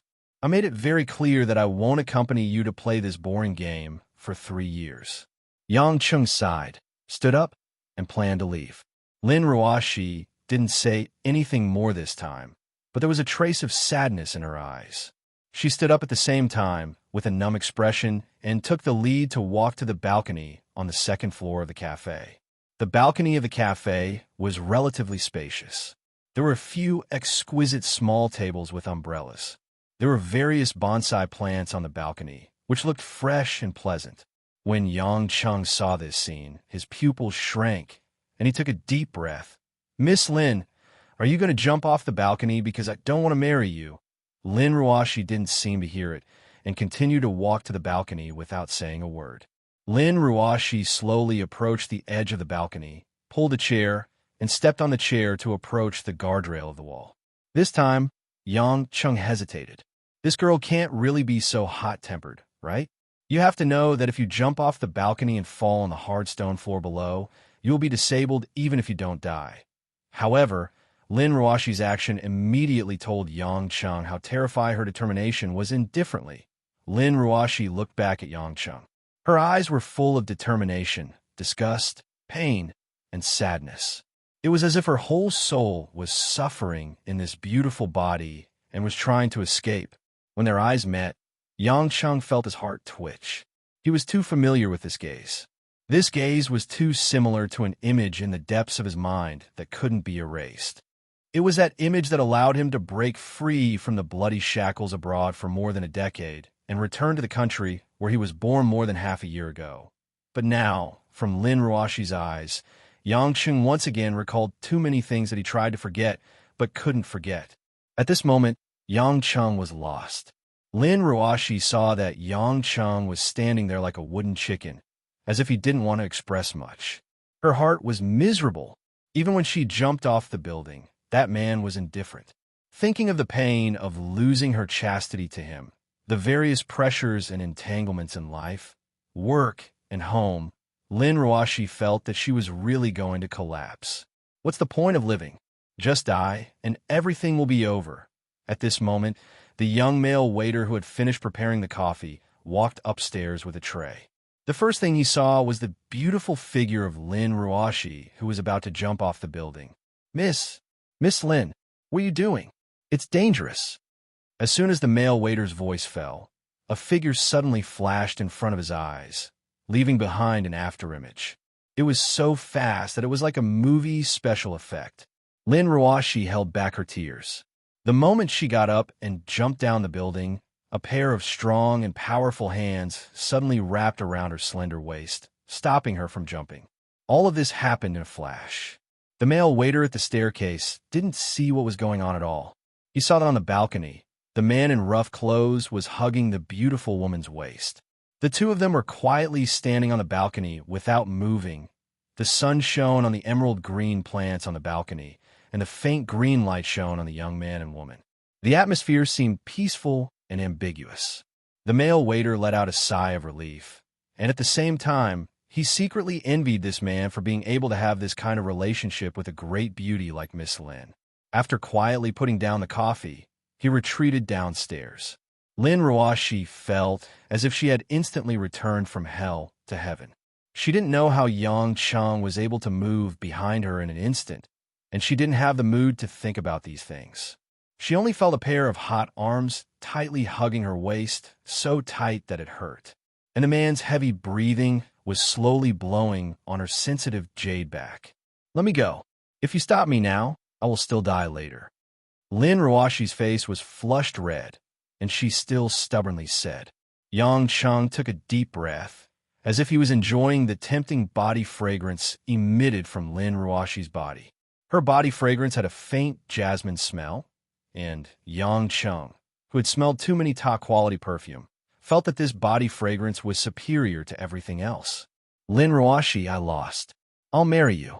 Yang Cheng sighed softly. Lin Ruoshi's delicate body trembled, and then she became silent. "Did I win? But why? I don't feel happy at all. Yes, this is just a man used as a shield. He even took away my chastity when I was in a daze. I hate him. How can I love him? If I don't love him, how can I be happy to marry him?" At the same time, many passers-by in the square saw the man and woman on the balcony, and many people began to point at them with great interest. "Hubby, what do you think they're doing?" a girl asked while holding a man's arm. "I can't even tell. They are imitating the Titanic. It's really romantic." Lin Ruoshi, who was on the balcony, couldn't stand the fiery gazes from downstairs. She finally realized that the two of them were extremely ambiguous. She jumped off the chair in a panic, broke free from Yang Cheng's embrace, and walked back into the coffee shop. When the two of them sat down again, the matter had already come to an end. But the two of them were silent and drank their coffee. After a long time, Lin Ruoshi put down the coffee cup, took out 2 pieces of paper and a pen from her small LV bag, and handed one to Yang Cheng. "What's this?" Yang Cheng asked in confusion as he returned to his senses from his distant thoughts. "Agreement, marriage agreement." Lin Ruoshi turned her head again and didn't look at Yang Cheng anymore. She returned to her original, indifferent face. Yang Cheng smiled, took the pen, and wrote his name on the signature column without looking at it. "You didn't look at it before you signed it?" Lin Ruoshi frowned. Yang Cheng shook his head and smiled. "I don't need to look at it to know. It's nothing more than not entering your room, not pushing you down, not interfering with each other's private life. In front of others, you have to do your best and put on a good show. Give me the reward after 3 years. Am I right?" Lin Ruoshi pursed her lips and muttered. "Almost. Anyway, you signed it. You have to abide by it in the future." "Hee, but little Ruoshi, if you take the initiative to do it with me, what should I do?" Yang Cheng asked with a cheeky smile. "You." Lin Ruoshi was so angry that her face turned red. "Humph. No, that kind of stain on life once is enough." "Stain on life? Half of the world does it every day, but in this girl's eyes, it was a stain on life." Yang Cheng smiled and drank a big gulp of coffee. He stood up and said, "Well, I have to go to my friend's house for dinner. Let's leave the registration for tomorrow." "Wait, how do I contact you? Where's your phone number?" Lin Ruoshi said with dissatisfaction. Yang Cheng scratched his head and said awkwardly, "Didn't you investigate me? I don't have a phone, and I have to pay the phone bill. I don't have money. You can come to my house tomorrow. Just call me downstairs." He was about to leave. "Hey, is there anything else?" Yang Cheng turned around. "You don't call me that." Lin Ruoshi was too embarrassed to call him that. It was too mushy. Yang Cheng suddenly understood and said with a serious face, "Yes, my dear wife." Lin Ruoshi felt the world was spinning. How could she get along with such a rascal in the future? Chapter 11. Since he promised Old Li that he would be a guest at his home, Yang Cheng naturally wouldn't forget. Doing what he said was a man's quality. Well, Yang Cheng once again raised a small matter to the level of human brilliance. Because he was penniless and didn't want to spend too much time with Lin Ruoshi, that cold and crazy beautiful girl, Yang Cheng chose to walk home.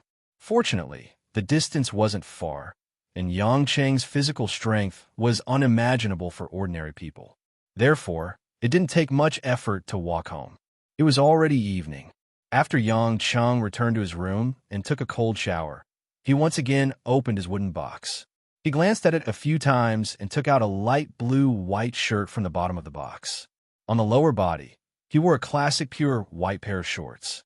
After some small buttons were misplaced, Yang Chung looked at the cracked mirror on the wall. Finally, he looked a little handsome. The room was still filled with a faint jasmine fragrance that was left by Lin Ruashi. Yang Chung took a deep breath, thinking that tomorrow he would register his marriage with a woman that he had not known for more than a day. It seemed a little ridiculous.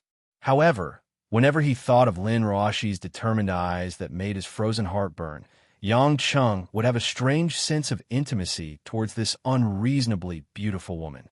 Was it because she wanted to make up for it? Or was she really that different? Yang Chung didn't know. So Yang Chung decided to marry her and let time tell him what kind of feelings he had for her. Old Lee's home wasn't far, but Yang Chung didn't have any transportation and could only use Route 11 to get there. It took him half an hour to get there.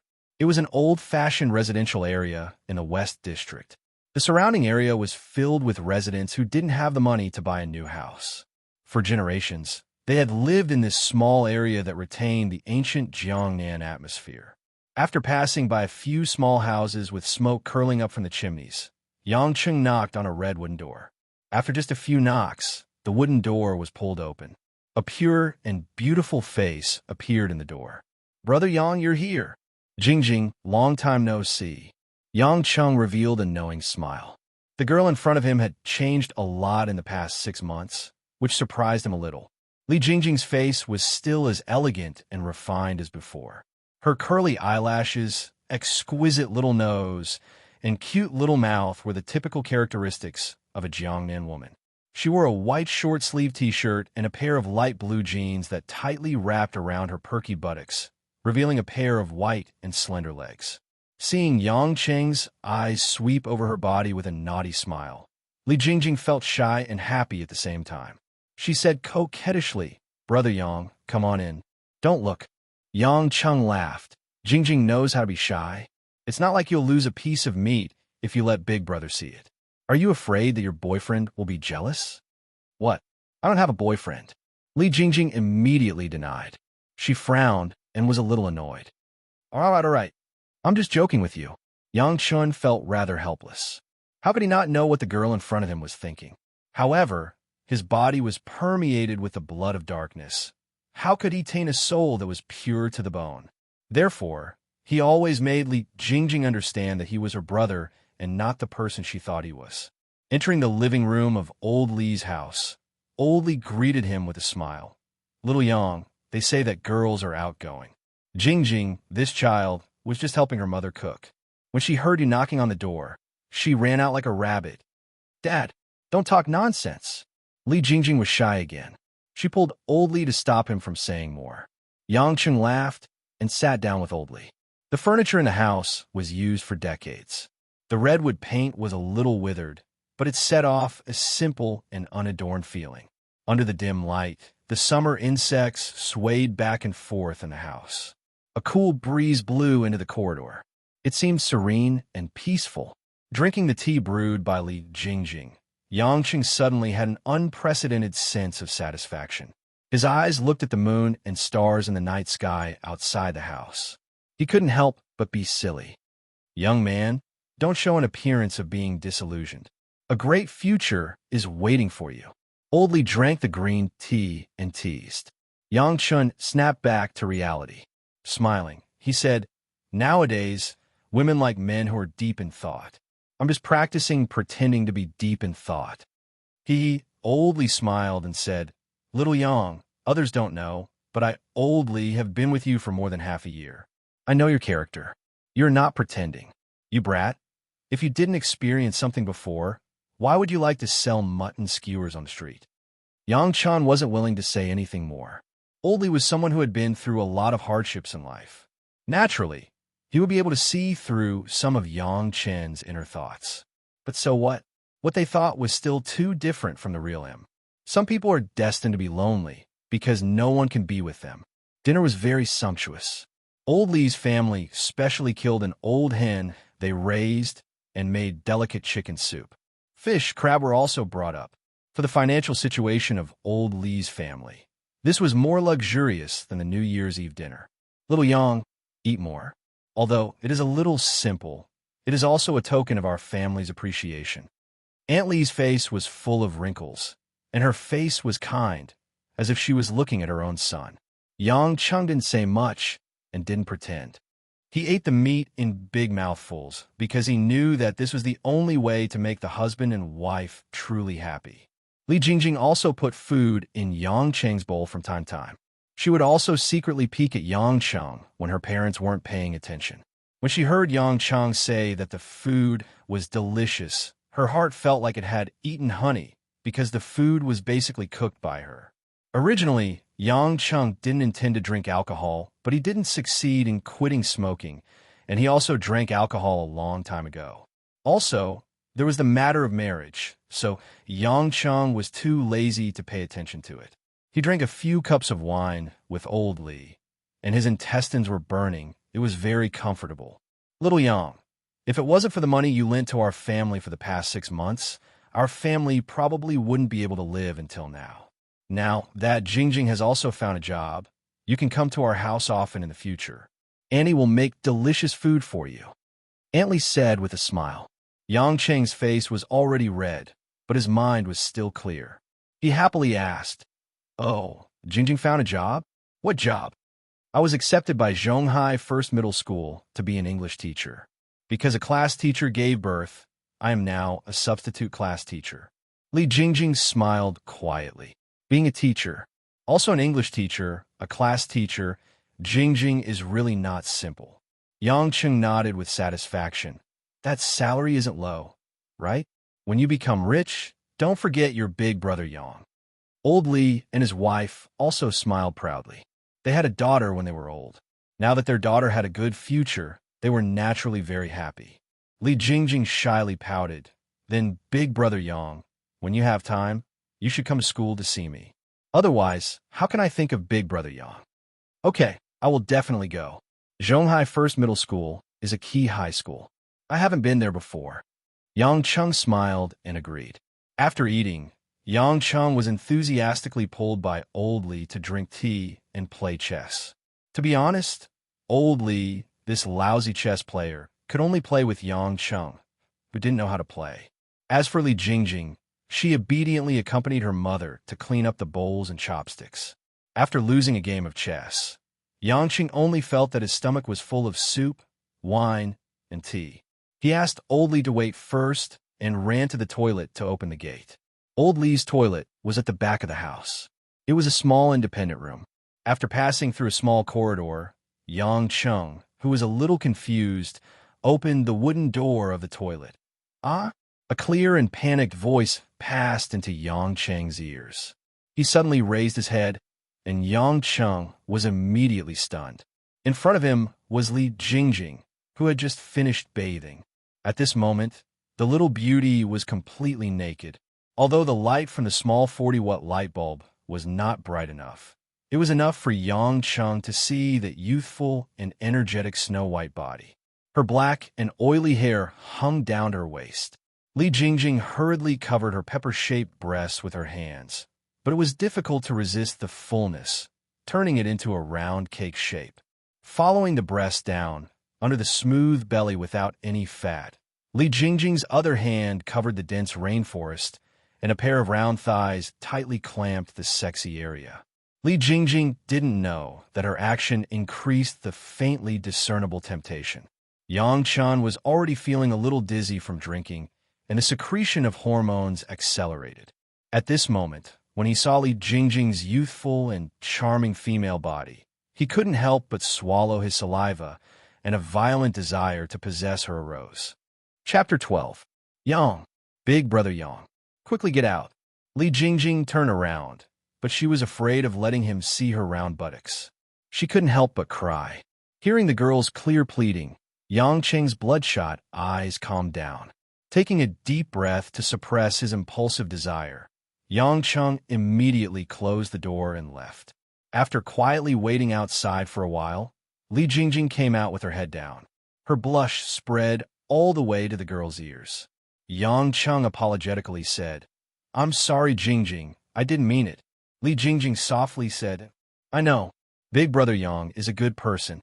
"A good person, huh?" Yang Chun bitterly smiled and muttered, "Jingjing, in the future when you earn enough money to buy a good house, a loan is fine too. As a girl, it's not convenient for you to always live with your parents." And the girl didn't know if she heard it. She had a pitiful appearance like a wounded little sheep, making people feel pity for her. Yang Cheng sighed. "It's late. You should rest early. Tomorrow you have to go to work. I just became a teacher, so I have to make some achievements. I'll go to the bathroom and go back. And, Big Brother Yang, take care." The girl's voice was still soft, but could really numb a man's bones. Seeing Li Jingjing taking a bath, Yang Cheng completely sobered up. His heart was filled with guilt for this innocent girl. Yang Cheng walked out of the courtyard under the old Li couple's farewell. After closing the door, the old Li couple talked about Yang Cheng. Aunt Li said with some worry, "Old man, do you think our Jingjing likes little Yang? Why does she look at little Yang with such happy eyes? It's good that she likes him. Little Yang and our Jingjing are a good match." Old Li laughed.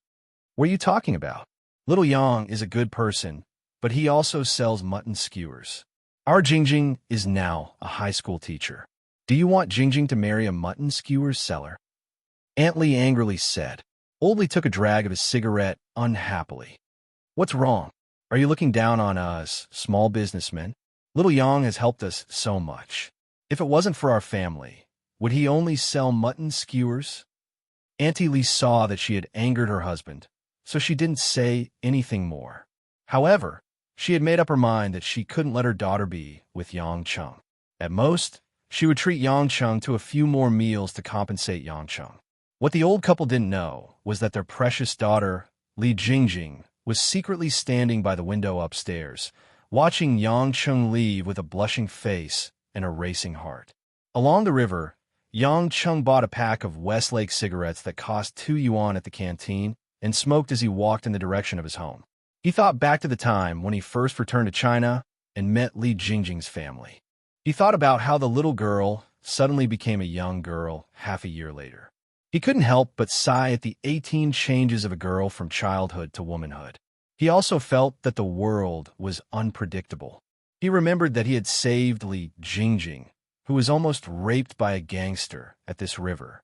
That was how he got to know old Li's family. Perhaps every girl had the heart to worship heroes. Even if he was a mutton skewer seller, in Li Jingjing's heart, he was different.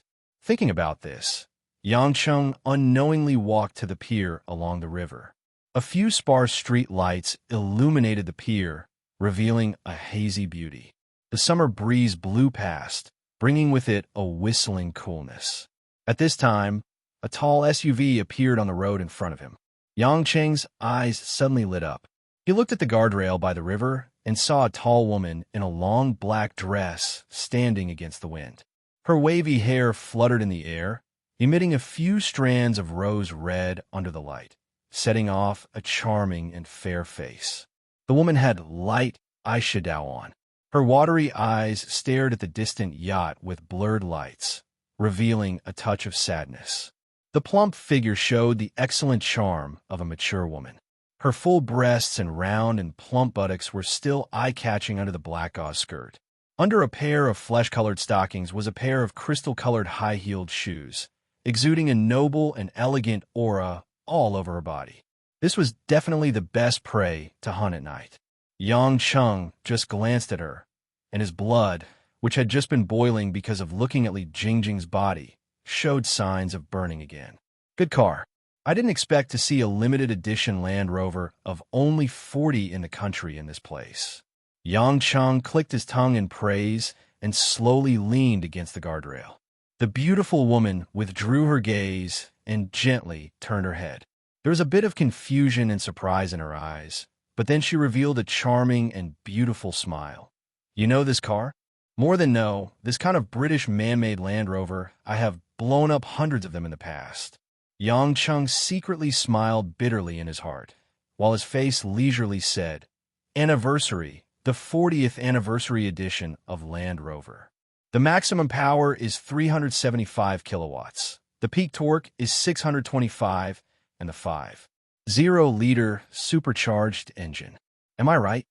I don't understand what you said. I just like this car, so I bought it. The woman stroked her flying hair. This simple action looked enchanting and charming. Don't women like small and elegant sports cars? Porsche 911, Mercedes-Benz SLR, BMW Z4, even the appearance of Audi TT will be more popular than Land Rover. I don't believe that people who can buy this car can't afford those cars. Yang Chung took out a cigarette. Since the mature beauty in front of him didn't reject him, then Yang Chung didn't mind chatting more. The woman shook her head. I don't think so. Driving a sports car is far less secure than driving an SUV. Shouldn't women protect themselves better? Beauty, it seems that you don't have a sense of security. Yang Chung was happy in his heart. She seemed to be a resentful woman. This kind of woman was the easiest to hook. Who knew the woman still shook her head? You're wrong. I'm very safe. The reason why I said driving an SUV is more secure is just to comfort my heart. You're wrong. If you really have a sense of security, you should give me a slap and tell me to F***CK off. Yang Chung came forward with an evil smile and puffed out a mouthful of smoke. The woman didn't dodge. The pungent smell of the cigarette dissipated in the wind. Her bright eyes stared straight at Yang Chung. In the end, she smiled brightly. Which family's young master are you? If you want to use this kind of words to attract my Tang Wan's attention, then you're looking down on me too much. You're called Tang Wan? Yang Chung silently read the name twice and said with a smile, I'm not some family's young master. I'm just a mutton skewer seller. When you have time, go to the West District Market and take a look at me. Mutton skewer seller? Tang Wan seriously looked at Yang Chung and couldn't help but burst into laughter.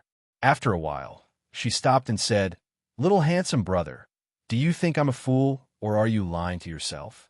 I really am a mutton skewer seller, although I don't have a business license. Yang Chung repeated in distress. How come in this world, no one believes the truth? Chapter 13. With a cold snort, Tang Wan suddenly stretched out her ivory-smooth hand and pinched the button of Yang Cheng's shirt collar. She charmingly rolled her eyes at Yang Chung.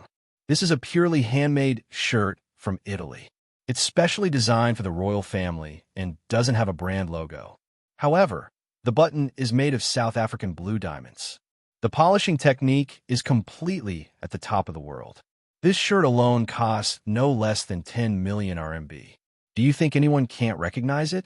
Do you think you're wearing a shirt from a random brand with plastic buttons? Yang Chung was a little embarrassed. He really did not expect someone to recognize the true value of his shirt. However, he quickly laughed and said, Miss Tang has a good eye, but you're still wrong. This blue diamond is produced in Namibia, not South Africa. You're still saying you're not the son of a rich family. Not many people in Zhonghai are qualified to wear a shirt with Namibian diamonds as buttons. It's not fun to lie. Tang Wan narrowed her eyes, already a little displeased. Yang Chung took a few deep puffs of his cigarette and threw the butt into the river. He was extremely depressed.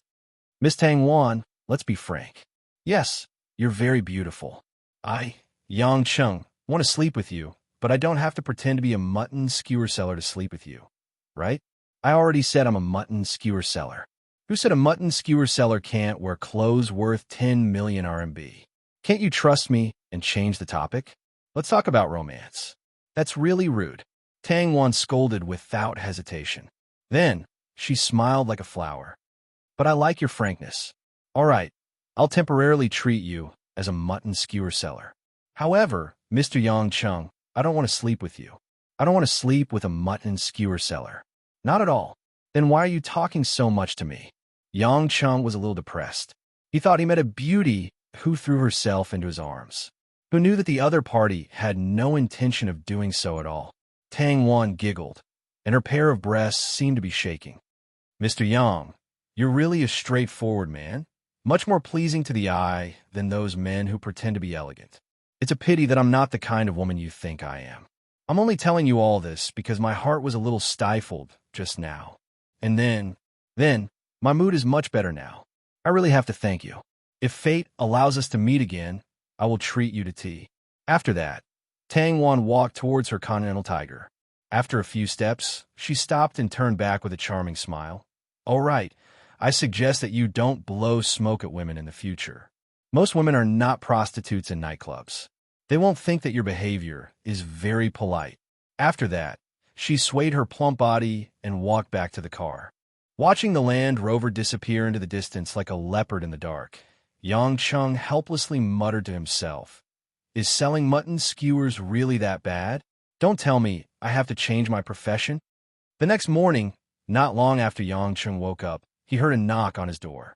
He got up gloomily and walked to the door in a pair of briefs to open the door. As expected, it was Lin Ruoshi with a frosty face outside. Seeing Yang Cheng's strong and naked upper body, Lin Ruoshi could not help but blush, but she still turned her head and said with a blank expression, "Hurry up and get dressed. I'm in a hurry." Yang Chung grabbed his hair. "I say, Miss Lin, why are you acting like an uncle and aunt going to the market to get married? Can you let me take a shower and have breakfast first?" "No, I have a meeting at 10 o'clock. Lin Ruoshi's tone could not be refused. "Don't forget to bring your household register and ID." Helpless against a woman's power, Yang Chung put on a shirt and shorts and followed Lin Ruoshi downstairs. They sat together in her red Bentley. Lin Ruoshi took 2 big bags from the back seat and threw them on Yang Chung. Without turning her head, she said, "Change into this, lest people laugh at you." Only then did Yang Chung notice that today, Lin Ruoshi was wearing a formal office lady suit. The beige suit was obviously made by a famous designer. The smooth lines wrapped around Lin Ruoshi's enchanting and moving curves, setting off her cold and elegant, beautiful face. She was definitely an enchanting beauty in the eyes of men. "Hee, wife, we haven't officially married yet, but you're already buying clothes for your husband." Yang Chung laughed shamelessly. He took out an Armani suit and trousers from the big bag, as well as a pair of brand-new Pierre Cardin leather shoes. It was obvious that he had carefully prepared them. Lin Ruoshi drove the car seriously, pretending not to hear anything. She was also too lazy to care about Yang Cheng's rascally tone. Yang Cheng's hands and feet were very nimble. Even in the relatively narrow seat, he easily changed into a brand-new set of luxury clothes. He also narcissistically combed his hair with a mirror in the car. He looked 100 times more energetic. Although her eyes were looking straight ahead, Lin Ruoshi still couldn't help but sneak a few glances at Yang Chung. When she saw Yang Chung in his suit and tie, Lin Ruoshi felt her heart involuntarily speed up. Although she felt that it was very shameful, this man's free and unruly manner, as well as the faint sadness that occasionally emitted from his eyes, made women a little fascinated. With this suit, Yang Cheng's temperament was much more extraordinary than those rich young masters that she usually saw. Lin Ruoshi comforted herself in her heart. "At least I won't lose face if I bring him out." They sped all the way and took Yang Cheng's colored photos. Soon, the two of them arrived at the Civil Affairs Bureau. After getting out of the car, Lin Ruoshi hesitated a little, but she still gritted her teeth and went forward to hold Yang Cheng's arm. She put on a happy and helpless look. Yang Cheng couldn't help but laugh. "My good wife, you're already acting. You're really dedicated. Don't laugh. Play your role well. We signed a contract." Lin Ruoshi glared at Yang Chung. Yang Chung sighed helplessly and let Lin Ruoshi hold his arm. Anyway, his arm could still rub against Lin Ruoshi's soft chest from time to time. Taking advantage of her was a good thing. How could Lin Ruoshi not feel it? But she could only grit her teeth and endure it. After all, she still had many days to act in the future. She just had to let this bad guy take advantage of her. When they entered the Civil Affairs Bureau, the two's appearance attracted everyone's attention. Yang Chung, who was wearing branded clothes, looked free and easy, while Lin Ruoshi was naturally beautiful. In the eyes of the surrounding people, they were simply a match made in heaven. After the Civil Affairs Bureau's civil servants verified the two's documents, they quickly completed the procedures and smiled at the two of them. "Congratulations. This is your marriage certificate. Please keep it. You two are really an enviable couple. You'll definitely be together for 100 years. Lin Ruoshi had been holding Yang Cheng's wrist the whole time. Being stared at by the surrounding people, Her face had long since become hot. At this moment, when she received the marriage certificate, it was as if she had just had a dream. It was so magical. I'm actually married. Married to a man I've only known for a day. Lin Ruoshi raised her head to look at Yang Chun, who was beside her with slightly blurred eyes. She discovered that Yang Chun was also blankly looking at the marriage certificate, lost in thought. Was he also feeling emotional? What was he thinking? Did he dislike it, or was he happy? Lin Ruoshi suddenly asked herself, but she was shocked. How could she care about what he was thinking? Yang Chun suddenly turned his head and looked at Lin Ruoshi. He smiled evilly and said, "What's wrong, wife? Don't tell me you're regretting it right after getting the marriage certificate. You were the one who forced me to come. Do you really think I'm willing to marry you?" Lin Ruoshi whispered hatefully, "But don't worry. When Lin Ruoshi, have decided on something, I won't go back on it. You just have to obediently cooperate with me for 3 years, according to the agreement. Don't make trouble for me." After the two of them walked out of the Civil Affairs Bureau, Lin Ruoshi immediately let go of Yang Cheng's arm and returned to her cold face. "Okay, I have to go to work for a meeting. You can go back first." "Go back? You don't want to walk back, do you?" Yang Cheng felt miserable. His wife was too outrageous. They had just gotten married, and she wanted him, her husband, to walk dozens of kilometers home. Lin Ruoshi took out a card from her purse and handed it to Yang Cheng. On it, there was an address written in beautiful handwriting. Wenhua Road, Dragon Garden number 89. "Since we're married, of course we have to live together on the surface. Otherwise, we won't be able to hide it from others. You can move in with me and move out of your doghouse as soon as possible." After saying that, she got into the car without looking back and drove away. Yang Cheng's smile was uglier than crying. He muttered to himself, "In the end, I still have to go."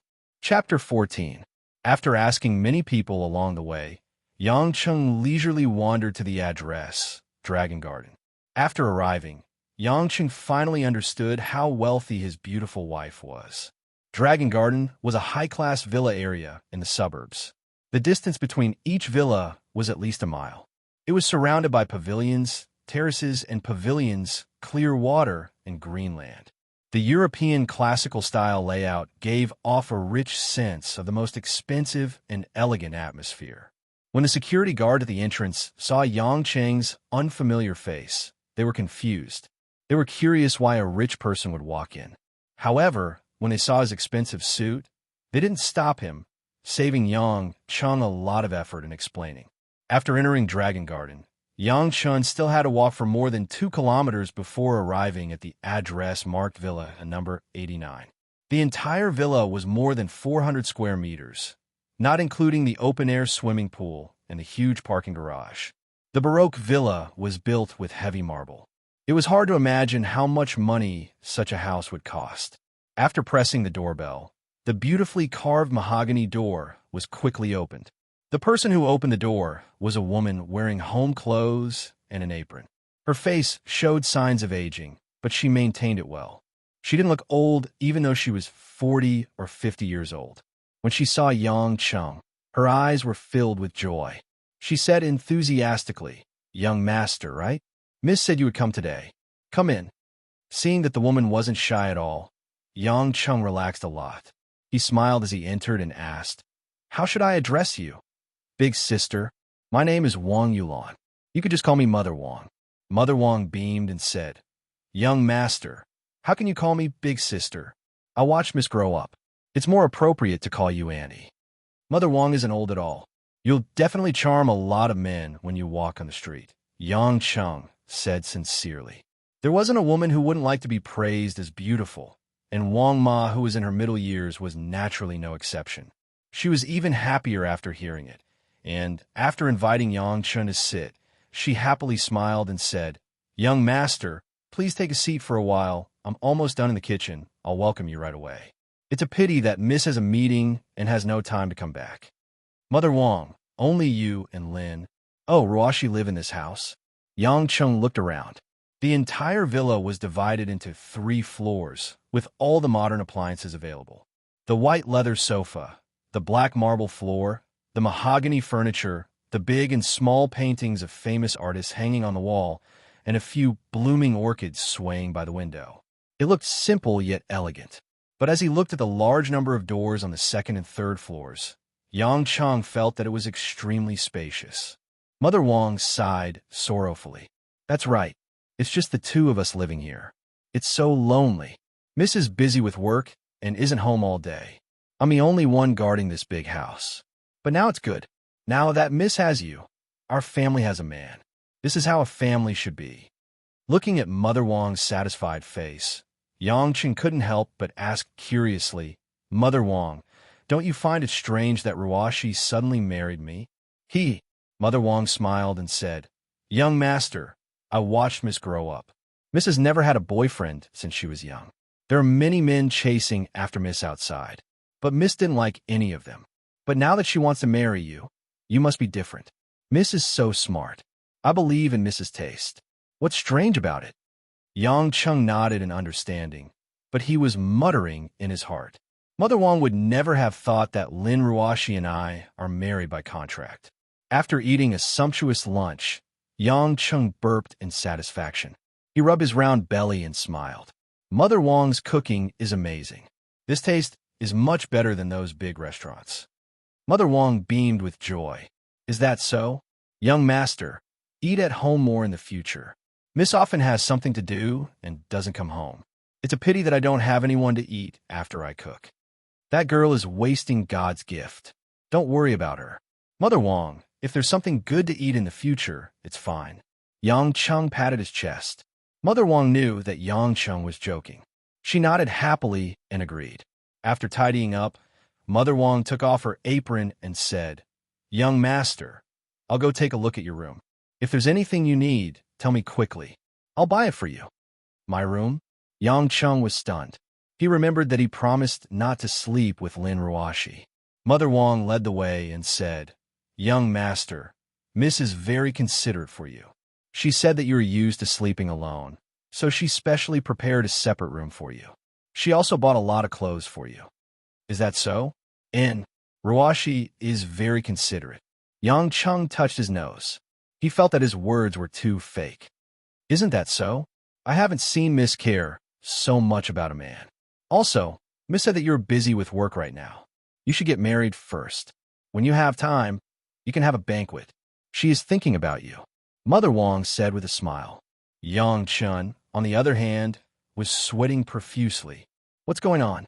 It turned out that the girl had already given Wang Ma a heads up and pushed everything onto me. What's so busy about selling mutton skewers? Entering his room, Yang Chen was a little surprised. The room was surprisingly big. It was even bigger than the small apartment he rented. The floor-to-ceiling window had a white gauze fluttering. There was a low, flat king-size bed, a 42-inch Sony LED TV, an Apple computer on the bedside, a classical lamp, and a glossy wooden floor. Looking at the corner of the room, there was a huge two-tiered wardrobe filled with brand-new clothes, ties, and leather shoes. Yang Cheng smiled. It seemed that his beautiful wife didn't treat him badly. She even prepared all the costumes for acting. How is it? Are you satisfied? Mother Wang asked enthusiastically. Satisfied? Of course I'm satisfied. It's much better than I thought. Thank you, Mother Wang. Yang Cheng nodded. If you want to thank someone, thank Mississippi. I'm just running an errand. Mother Wang had begun to enthusiastically matchmake the young couple. Yang Cheng knew Mother Wang's thoughts, but he didn't point it out. Mother Wang, I still have some things in my original residence. I have to go and get them. I'll go out first. That's right. There are always some things that you're used to. But Yang Cheng smiled awkwardly. Mother Wang, do you have any transportation at home? If there's no car, a bicycle is fine so that I can get there faster. Wang Ma looked at Yang Cheng in shock, as if she had seen something incomparably terrifying. Young master, could it be that you walked here? Unfortunately, Mother Wang guessed it. Yang Cheng spread out his hands. Mother Wang didn't know whether to laugh or cry. This misses too much. How can she let you walk here? Young master, you can't live here so casually in the future. No matter what, you have to get a car. Young master, come with me. There are a few cars at home. You could drive any one of them. Yang Cheng's eyes lit up. When he saw Lin Ruashi driving a Bentley Elegance, his hands were itching. However, he didn't have the money to buy a car. He had been coveting it. Could it be that he could get a car for free? Chapter 15. Although he already knew that Lin Ruashi was extremely rich, he didn't expect that her garage was actually divided into 2 levels, with a total of no less than 10 different cars parked there. Whether it was a Mercedes SLK, Audi R8, Corvette, or even Lamborghini and Maserati, everything was there. However, it was naturally impossible for Yang Chung to choose a supercar to drive out. This kind of car was estimated to have a lifespan of tens of thousands of kilometers in its lifetime. It wasn't that it could only run for that long, but usually driving this kind of car was too eye-catching and too wasteful. Other than racing, it simply couldn't reflect the speed of these cars. These cars, Miss usually doesn't use them. They were all given to her by some business friends. Miss basically doesn't drive them much. If son-in-law likes any of them, just drive them away. Mother Wang introduced with a smile. Yang Chung had always been curious about what his beautiful wife did, but he was too embarrassed to ask Mother Wang. After all, if he didn't even know this, their marriage would be too weird. He could only take the time to ask Lin Ruashi herself. After walking around, Yang Chung finally saw a relatively normal sports car, a milky white BMW M3. This kind of car was basically the peak of the city sports cars, with a top speed of more than 300 kilometers per hour. But in Lin Ruashi's garage, there really wasn't any other car that was more inconspicuous than this M3. This one, Yang Chung said as he pointed to the M3. Mother Wang said with some doubt, "Son-in-law, why don't you choose a better one? This seems to be the cheapest car here." The car that cost more than 2 million was the cheapest. Yang Chung smiled and explained, "This one then. It's not good to be too eye-catching. It's better not to show off your wealth. It's better to be low-key."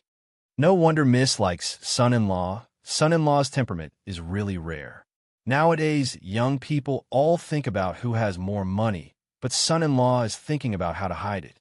Mother Wang nodded in satisfaction and took out the BMW keys from a corner of the garage and gave it to Yang Chung. After Yang Chung sat in the car with ease, the automatic garage door rolled up. After saying goodbye to Mother Wang, the car shot out of the garage like an arrow leaving the bow. Mother Wang silently watched Yang Chung drive away, quietly sighed, and muttered to herself, "Young people nowadays, I really don't understand." After not driving for more than half a year, Yang Chung felt that his hands hadn't degenerated at all. The M3's excellent performance was vividly displayed on the Zhonghai city's roads. It perfectly weaved through the traffic, maintaining a speed of more than 100 kilometers per hour, which was astonishingly fast in the city. Occasionally, there were a few traffic policemen who noticed Yang Cheng's excessive speed, but they didn't react and just whizzed past. In less than half an hour, Yang Chung returned to the apartment he rented.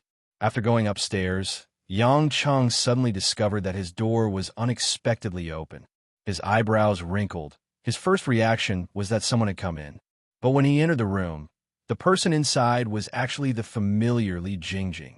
Li Jingjing wore an embroidered white shirt and a cool emerald-colored gauze skirt. Her jet black hair was tied into a ponytail. A few strands of hair swayed with the cool breeze flowing in from the window, making her look elegant and refined. At this moment, the girl was earnestly cleaning the room with a mop. Although there were very few things in Yang Cheng's room, there was a lot of dust. Seeing Yang Chung return, Li Jingjing revealed a bit of joy. Her face was flushed because of her labor, like a summer elf girl. "Big brother Yang, you're back." Yang Chung felt a burst of warmth in his heart. 2 months ago, when Li Jingjing didn't go for her internship, she often cleaned the room for him. Now that she was back, she had a job, but she still came back at noon to clean the room for him. His heart was filled with guilt and pity for the girl. Yang Chung stepped forward and touched Li Jingjing's soft ponytail. "Jingjing, in the future, don't come and clean. I'm going to move." "Move?" Li Jingjing stared blankly for a moment. "Big brother Yang, are you going to leave Zhonghai?" the girl eagerly asked. Yang Chung thought for a moment and finally chose to tell the truth. "No, but I'm married. I'm going to live with my wife, but we're still in Zhonghai." Li Jingjing's small face suddenly turned pale, and a few tears welled up in her beautiful eyes. but she immediately lowered her head and wiped them away. However, her trembling shoulders made people feel that she was not calm at this moment. After the two were silent for a long time, Li Jingjing raised her head. Her eyes were red, and she revealed a forced smile. "Congratulations, big brother Yang. Sister-in-law, she must be very beautiful." Yang Cheng's heart was also a bit stifled, but it was better to get the pain over with. Yang Cheng felt that Li Jingjing had to face this moment, so he could only harden his heart. At this moment, when he heard Li Jingjing's question, his mind flashed with Lin Ruoxi's beautiful face, and he subconsciously nodded. Li Jingjing's eyes flashed a trace of despair, but she seemed to have calmed down. She bitterly smiled and said, "Big brother Yang, you're really bad. You didn't even tell us about such a big thing. But I still want to give you my blessings. I'll go first." Yang Cheng looked at Li Jingjing's back as she walked down the stairs like a frightened rabbit. He felt a wave of pain in his heart and quickly said, "Jingjing, I'll go see you in a while. Work hard." Li Jingjing paused for a moment, softly responded, and quickly ran down the stairs. After waiting for a long time for Li Jingjing to leave, Yang Cheng took out a cigarette from his pocket and lit it up. He fiercely took a few puffs, and the sadness in his eyes gradually dissipated, followed by a bit of ruthlessness. Yang Cheng was very confident in his memory. When he went out, he definitely locked the door. In other words, the reason why Li Jingjing could come in was because the door was forcefully opened by someone else. But who would come to his house for no reason? Yang Cheng thought of two possibilities. The first was that some secret department of the country had already begun to investigate him. But that seemed illogical because if they really wanted to make a move on him, they could just directly target him. That was more direct and effective. The second possibility was that Chun Feng, who had just had an intense conflict with him 2 days ago, realized that even the police couldn't do anything to him. So it was inevitable that he would think of other ways. "He really won't shed a tear until he sees the coffin," Yang Cheng expressionlessly said to himself, threw the cigarette butt, and started to tidy up his things.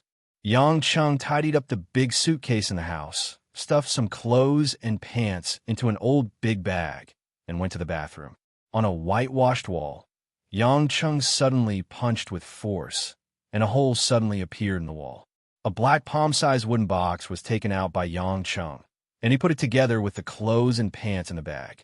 After tidying up everything, Yang Cheng walked out of the apartment building and looked back at the old house that he had lived in for more than half a year, as if he wanted to imprint this scene in the deepest part of his mind. After speeding all the way, Yang Cheng returned to the villa in Dragon Garden. After parking the car, Yang Cheng entered the villa through the automatic small elevator. As soon as he entered the door, he saw a beautiful figure reclining on the sofa in the living room, and a newly filmed Korean drama was playing on the huge TV screen in front of her. Her black hair was tied up high, and her beautiful white neck was like a jade. Just looking at her back would make one's imagination run wild. If it wasn't his newlywed wife, Lin Ruoxi, who could it be? At this moment, Lin Ruoxi was completely immersed in the lingering scenes of the Korean drama on the TV and did not hear the sound of Yang Cheng returning home. Yang Cheng revealed a playful smile. He didn't think that his cold wife would actually like to watch romantic Korean dramas. While he felt that it was fun, his depressed mood immediately improved. He walked up and suddenly hugged Lin Ruoxi's fragrant shoulder.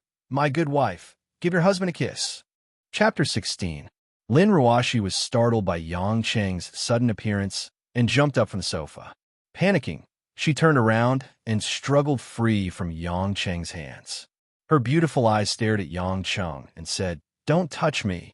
"Hey, you don't need to have such a big reaction." Yang Cheng smiled bitterly and shrugged. "I'm just teasing you. If I really kissed you, I don't know if you would chop me into pieces in the middle of the night." Lin Ruoxi was too lazy to pay attention to Yang Cheng. Pressing the remote control in her hand, the TV was turned off. Thinking that her secret of watching romance dramas had been found out by Yang Cheng, she couldn't help but blush and glare fiercely at Yang Cheng. "I heard from Mother Wong that you went to pack up your things. Don't bring your stinky things to my house." "Don't worry, it's just a few clothes." Yang Chung pointed to the small package at the staircase. But my headache is how to open my mutton skewer stall after I live here. You still want to sell mutton skewers? Lin Ruashi simply looked at Yang Chung as if she had seen a monster. She couldn't understand why this man would have such a special liking for selling mutton skewers. He even said it as if it was a pity. Yang Chung blinked. What's wrong? The marriage agreement doesn't say that I can't sell mutton skewers. Lin Ruashi gritted her teeth. Anyway, you're not allowed to sell mutton skewers. Starting tomorrow, you will go outside and find a job. It must be the clean kind. It's best if it's an office job. Yang Chung scratched his head in distress. To be honest, it wasn't that he couldn't find that kind of job.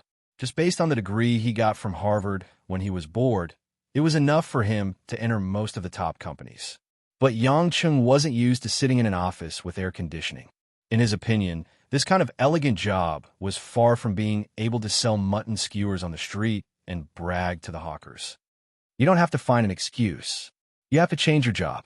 Seeing Lin Ruashi's expression of if you don't change, you're dead, Yang Chung shuddered.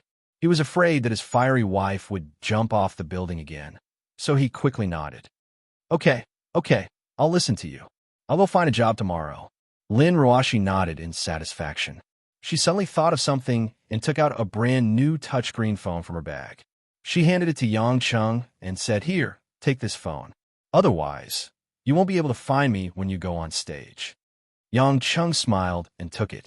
It seemed that this marriage was a pair. There was a mansion, a sports car, and a free cell phone. Although his wife was a little cold, she was at least pleasing to the eye. Looking at Yang Chen's happy expression, Lin Ruashi's eyes flashed with a trace of disdain once again. She yawned and stretched her body in an incomparably lazy manner. With a seductive posture, she said, All right, I'm going to take a nap. You should prepare for tomorrow's job search. Lin Ruashi was just about to go upstairs when she heard the doorbell ring. Mother Wong, who was busy in the kitchen, hurried out. She wiped her wet hands on her apron and opened the door. Master? You're here. Hearing Mother Wong call Master, Lin Ruashi's pretty face instantly turned pale. She turned around with a gloomy expression and faced a middle-aged man who walked in. This was a mature man wearing a dark blue shirt. He had neat hair and a dignified appearance. Only the wrinkles at the corner of his eyes and a few strands of white in his hair showed that he wasn't young. His appearance was similar to Lin Ruashi's, so he was obviously Lin Ruashi's father. At this moment, Lin Kuan walked in. His face was very ugly. A pair of sharp eyes stared at Lin Ruashi, and then fiercely glanced at Yang Chung, who was beside her. Dad, Lin Ruashi called out weakly. She wasn't surprised by her father's arrival. She didn't feel sad or happy, as if she was just a stranger. Dad, Lin Kuan sneered. Ha, do you still see me as your father? Without a word, you married a strange man. Do you still see me as your father? Lin Kuan roared, and his voice echoed in the house. Seeing that the situation wasn't right, Mother Wong was scared silly. She didn't expect that the master didn't know about the marriage between the young miss and the son-in-law. Lin Ruashi's eyes turned red. Tears welled up in her eyes, but she still held them back. She revealed the stubbornness in her bones. I already said that I will make my own decision about the marriage. So what if he's a wild man? Anyway, I will marry this wild man. I will not marry that Su Jihong. You? Is this the tone you use to talk to your biological father? Lin Kuan sneered. Well, I raised you for nothing. Don't think that just because your grandmother handed over the company to you, I, as your father, can't control you. Don't forget, I still have 30% of the company's shares. I am also the company's major shareholder. I am also your biological father. Biological father? Since I was young, only my mother and grandmother were by my side. You were never seen. Also, I don't like Su Jihong at all. You don't need to waste your efforts. Lin Ruashi suddenly raised her head. She bit her lips and choked with sobs. Lin Kuan was so angry that he laughed. You don't like him? So what? He is the young master of the Su family, the future CEO of Donghua Technology. What's wrong with you marrying him? Also, do you really like this wild man? As he said that, he pointed at Yang Chung, who was standing quietly at the side. From the moment Lin Kuan came into the conversation between the father and daughter, Yang Qing more or less understood the gist of the situation. It seemed that it was the pressure of this bad-tempered father that made Lin Ruoshi choose to marry him. Of course, the fact that he accidentally had sex with her was also a major reason. Hearing Lin Kuan call him a wild man more than once, even a clay bodhisattva couldn't help but feel uncomfortable. Yang Chun didn't have the awareness of being a son-in-law. Seeing Lin Kuan's finger pointing at him, he frowned and said, "Uncle, I suggest you move your finger away, or else it will be very dangerous." Lin Kuan sneered, "Bastard, do you think you are qualified to talk to me? Don't think that I don't know. I have already sent people to investigate. You're just a mutton skewer seller in a vegetable market. Although I don't know what you did to my daughter to make her choose to marry you, in my eyes, you are less than a pile of sh*t. Ouch, what are you doing?" In a flash, the arrogant Lin Kuan suddenly retracted his finger. He painfully clutched his own hand and fell to the carpet. Large beads of sweat flowed down his forehead. "Yang Chun, you..." Lin Ruoshi saw everything clearly from the side. In that split second, Yang Chun suddenly pinched Lin Kuan's hand that was pointing at him, then quickly retracted it. His movements were so fast that it was as if nothing had happened. Yang Chun calmly grinned at Lin Ruoshi. "It's nothing. I don't like people pointing their fingers at me and cursing at me, especially after I warned him that it was very dangerous. His finger is broken. It will probably take 10 days to half a month for it to recover." In reality, if it was the old him, he wouldn't have just broken that finger. He would have smashed that person's head with his palm. Lin Kuan endured the pain and roared hoarsely, "Just you wait. Bastard, I want you to die a horrible death. I want to find someone to kill you. Ouch. Dad, don't say any more. How's your hand?" Although Lin Ruoshi hated her father, blood was still thicker than water. At this time, seeing Lin Kuan in pain, her heart softened and she squatted down to help him. "Little bitch, don't touch me." Lin Kuan suddenly pushed Lin Ruoshi away and pushed Lin Ruoshi to the ground. "Dad, you..." Lin Ruoshi felt wronged and her face turned pale. Her own father actually called her a little bitch. Lin Ruoshi felt her eyes darken and she almost fainted. Mother Wang, who was at the side, was already in tears.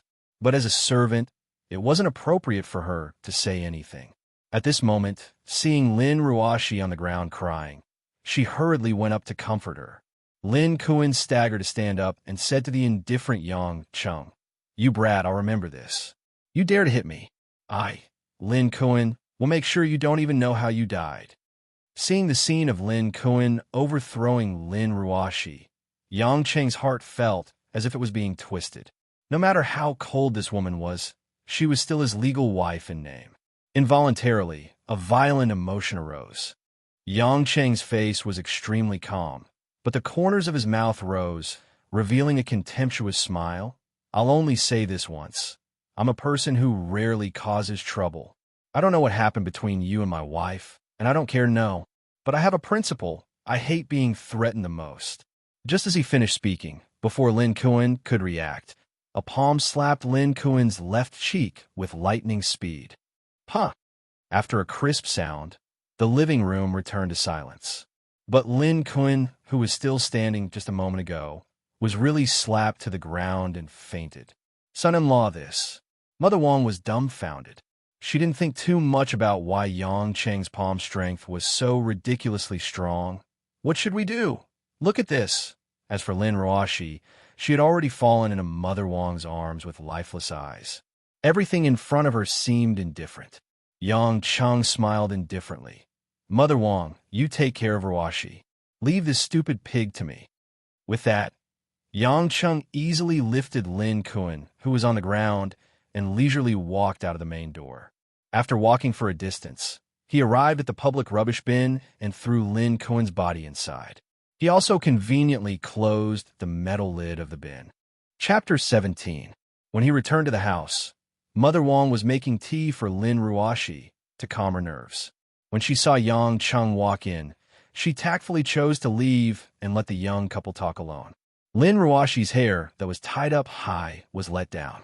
Her soft long hair made her beautiful face look especially tender and beautiful, but her pale and tired face made people feel pity for her.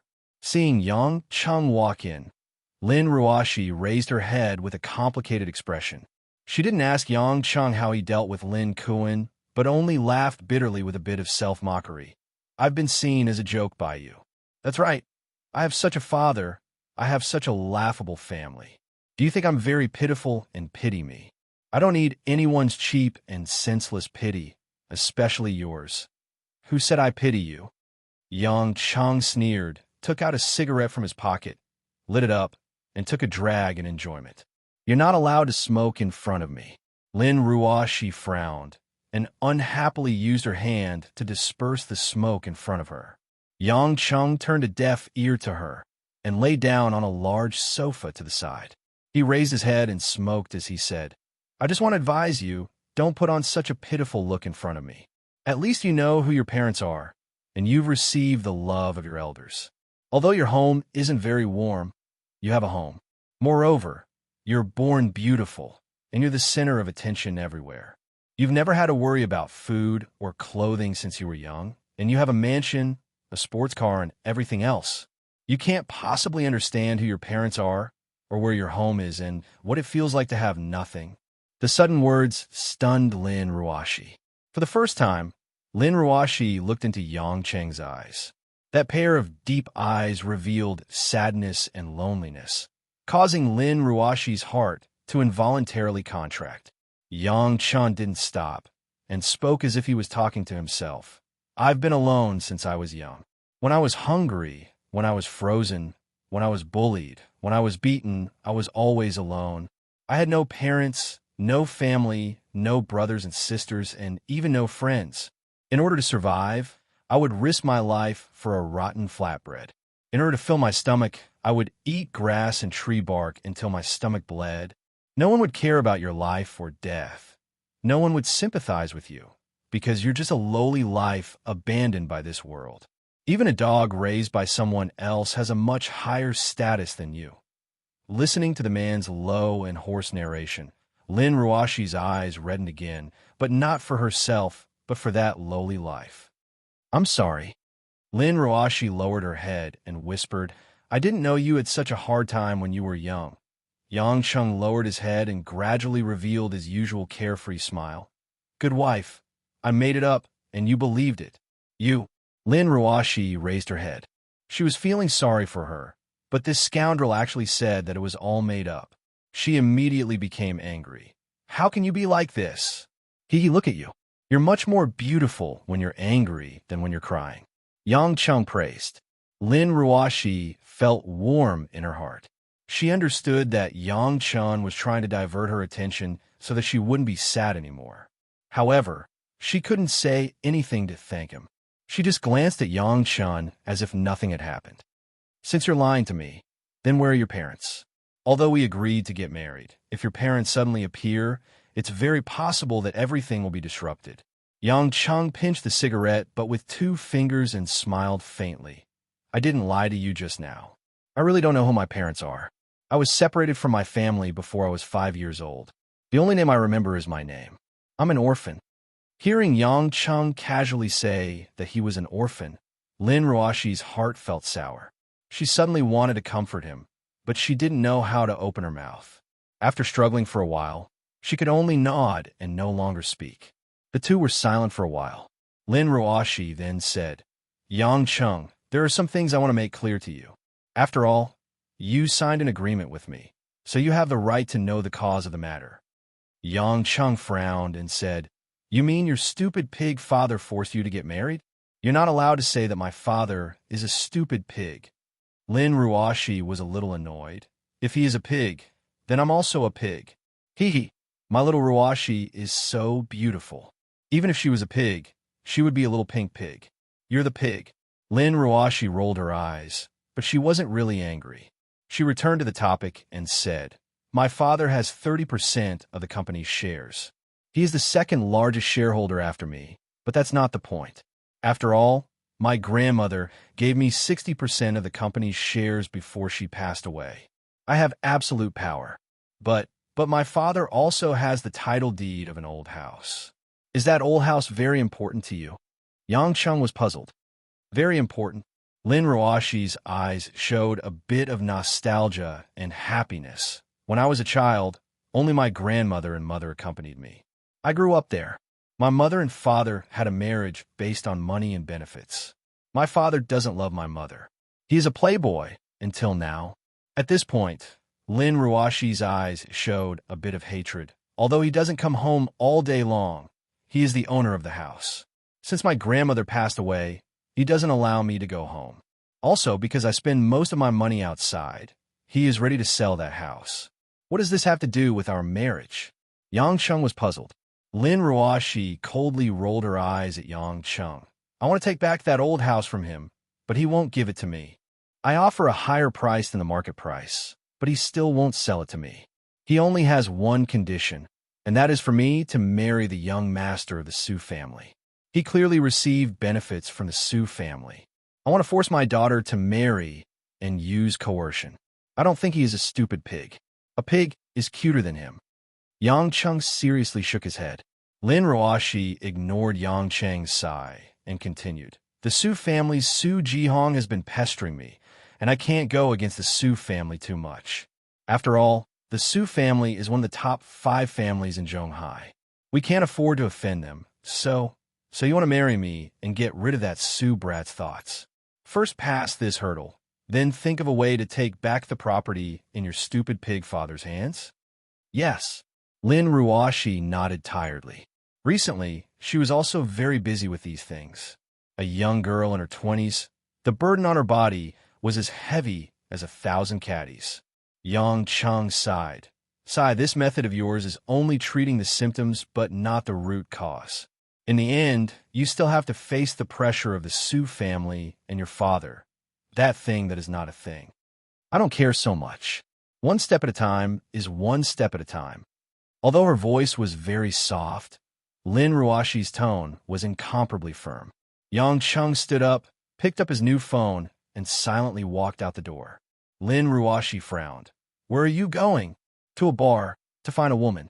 Yang Chung turned around and said with a serious face. Chapter 18. During the day, the bar street seemed especially deserted. There were only 2 or 3 cats and puppies wandering on the street. There weren't many people or cars. It was a stark contrast to the hustle and bustle of the night.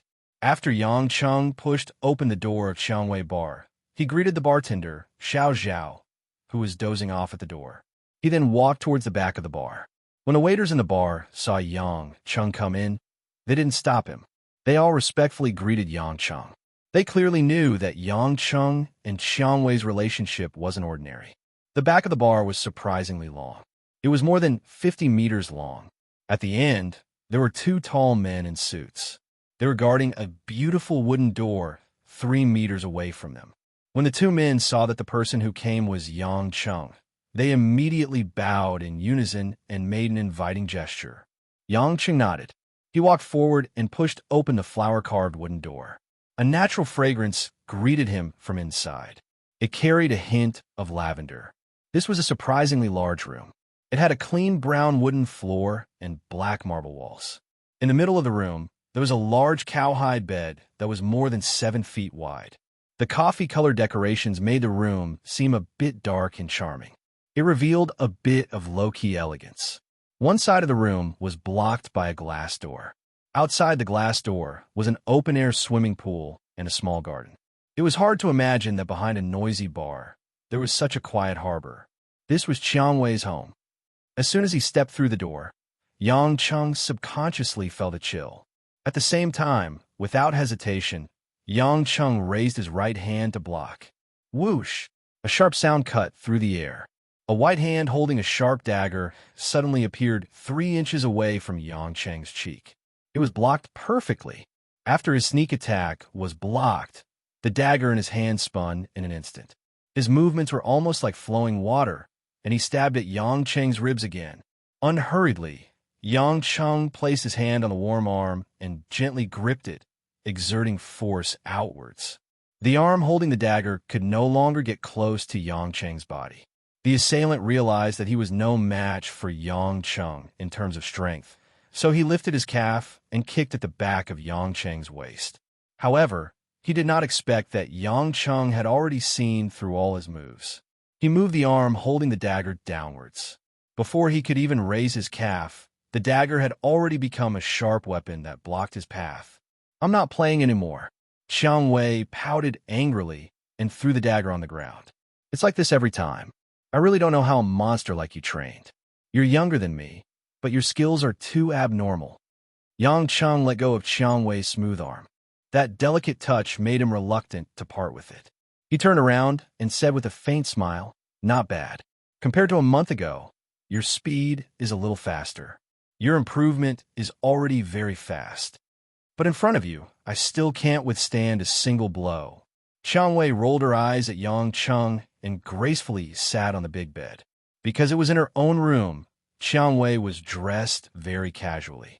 She wore a white lace silk nightgown, which was loose and covered her seductive and charming body. The V-shaped neckline of her chest was propped up by her plump twin peaks. From a gap, a black tulle hollowed-out bra could be seen. It was difficult to cover the two large balls of pink flesh. The lower half of the nightgown was surprisingly short. It only wrapped around her round and perky buttocks. Her white and pink thighs were not stingy at all. They were glistening like ivory. Yang Cheng's eyes involuntarily drifted to the gap between Xiang Wei's thighs. The alluring spring rippled there. It was actually also a black tulle panty. Vaguely, a few strands of black grass came into view. Xiang Wei's eyes revealed a bit of pride. Although for some reason, this man that she had fallen in love with didn't want to get too close to her, it seemed that he didn't have any resistance to her body. While secretly delighted in her heart, she boldly threw a sexy, coquettish glance. Her watery eyes could hook a person's soul away. "Yang Cheng, is sister beautiful, beautiful?" Yang Cheng swallowed his saliva. He felt that his little brother was already completely valiant and high-spirited. Did God make a mistake? Did this woman come from hell? Didn't they say that only devils have this kind of body? "Do you want to touch?" Xiang Wei blinked. She slowly pulled open the collar of her blouse with one hand, revealing the white and tender skin of her chest. Her pair of beautiful legs slightly loosened, making the hazy beauty at the base of her thighs clearer. Yang Chun inhaled a mouthful of cold air. Although he had seen his fair share of beauties, and his wife Lin Ruoshi's face was even more tragically beautiful, the rose in front of him, although her looks weren't as good, was still a first-class beauty. Not only was she charming and charming, her body was also like a ripe peach. At this moment, Xiang Wei was like a fragrant red rose. The sweet flower juice made people dizzy. Yang Cheng slowly approached until he was in front of Xiang Wei. He slowly bent down and stared at Xiang Wei's electric and charming peach blossom eyes. Suddenly, he smiled naughtily. "Sister Xiang Wei, I really want to touch it. But if I touch it, you want to take a dagger and chop off my palm, right?" "Can I chop it?" Xiang Wei exhaled. "You are too tempting. My bones are all soft. Maybe I really won't have any strength at that time." "Then do you want to try?" Xiang Wei licked her cherry lips with her lilac tongue. Her tone was coquettish and flirtatious. Yang Cheng took a deep breath of Xiang Wei's aphrodisiac body fragrance. His eyes became especially clear. "Is there anything you need me to do for you?" As soon as his voice fell, Xiang Wei's beautiful eyes, which were overflowing with amorous feelings, suddenly lost their luster. Instead, they revealed a bit of disappointment, depression, pain, resentment. The mixed feelings made Xiang Wei suddenly laugh foolishly. "Hee, Yang Cheng, so that's how you see me, how I see you," Yang Cheng said with a playful smile. "Do you think that the reason why I keep seducing you to bed is because I want to use your strength to achieve my goal?" Xiang Wei said without hesitation. "That's right, your strength is terrifyingly strong. I've never seen anyone like you who can give me the concept of invincibility." As Xiang Wei said this, she pulled up her collar. Covering the beautiful skin that was revealed, she looked straight at Yang Cheng and said softly, "Similarly, I really need you. Even though my red thorn society and my father's West Union Society seem to be the two biggest gangs in the West District, but my Red Thorn Society is still too young. If we were to really fight, West Union Society might lose a portion of their members, but our Red Thorn Society would definitely be reduced to ashes. Speaking up to here, Changwei's charming face revealed a bit of coldness. Yang Cheng, do you remember the first night we met? That night I was ambushed. The people around me were all killed. I was running for my life alone on the street. Yang Cheng listened quietly. He nodded slightly. In his mind, the scene at that time gradually appeared. Chapter 19. In the wee hours of the morning, only a crescent moon hung in the horizon. But right now, the crescent moon appeared scarlet. On a secluded street in the Western District, a disheveled figure suddenly jumped out of an alley. She was wearing a leather coat that tightly outlined her perfect curves. Her arm had been cut in a few places, and dark red blood flowed out. A cold dagger was tightly grasped in her hand. Under the moonlight, it appeared sinister and bright, and the remaining blood proved that it had just cut through someone's flesh. "Miss, no need to run anymore." A deep voice came from a warehouse in front of the woman. The woman immediately stopped her dashing footsteps and vigilantly looked at the several figures walking out. There were at least 10 people. The man in the lead had a bandage wrapped around his head, a rough face, wearing a large black coat, and playing with a domestic-made Type 37 pistol in his hand. He unhurriedly blocked the road in front of her. "Missy, your skills are indeed terrifying. Your bullets never miss. You single-handedly killed over 30 of our brothers and still managed to escape to this place." The man's cold and emotionless voice slowly said, "However, Missy, we've spent a lot of effort to set up an ambush for you today. We've already expected this. We waited until you ran out of guns and bullets, then we came out. Black Bear, I treated you well in the past. Why do you insist on coming with my father to deal with me?" The woman tenderly gasped after continuously killing over 10 enemies. Her own subordinates were all dead, and she was also already an arrow at the end of its flight. The man codenamed Black Bear laughed a few times. "Miss, no matter what happened between you and the gang leader, this life of mine, Black Bear, was given by the gang leader, so naturally I will serve the gang leader. Miss treated me well in the past, but ever since Miss left the West Union Society and established the Red Thorn Society, Miss has become the gang leader's enemy. So, naturally you're my enemy. There's no friendship to speak of. My father acts in an arbitrary manner, and his business dealings are utterly devoid of conscience. Even the underworld is ashamed of him, not to mention that he doesn't treat all of you well. In his eyes, all of you are just his lackeys. So many elders and brothers are willing to follow me out. So why are you so stubborn?" The woman knew that she no longer had the strength to resist the bullets of more than 10 people. She could only try to persuade them one last time. Black Bear shook his head, his expression still indifferent. "Miss, before I send you off, I'll give you a word. The underworld can be inhumane, but it has to be righteous." As soon as he finished speaking, Black Bear pointed his finger forward, and more than 10 men in black behind him raised their submachine guns at the same time, aiming at the woman 10 meters away.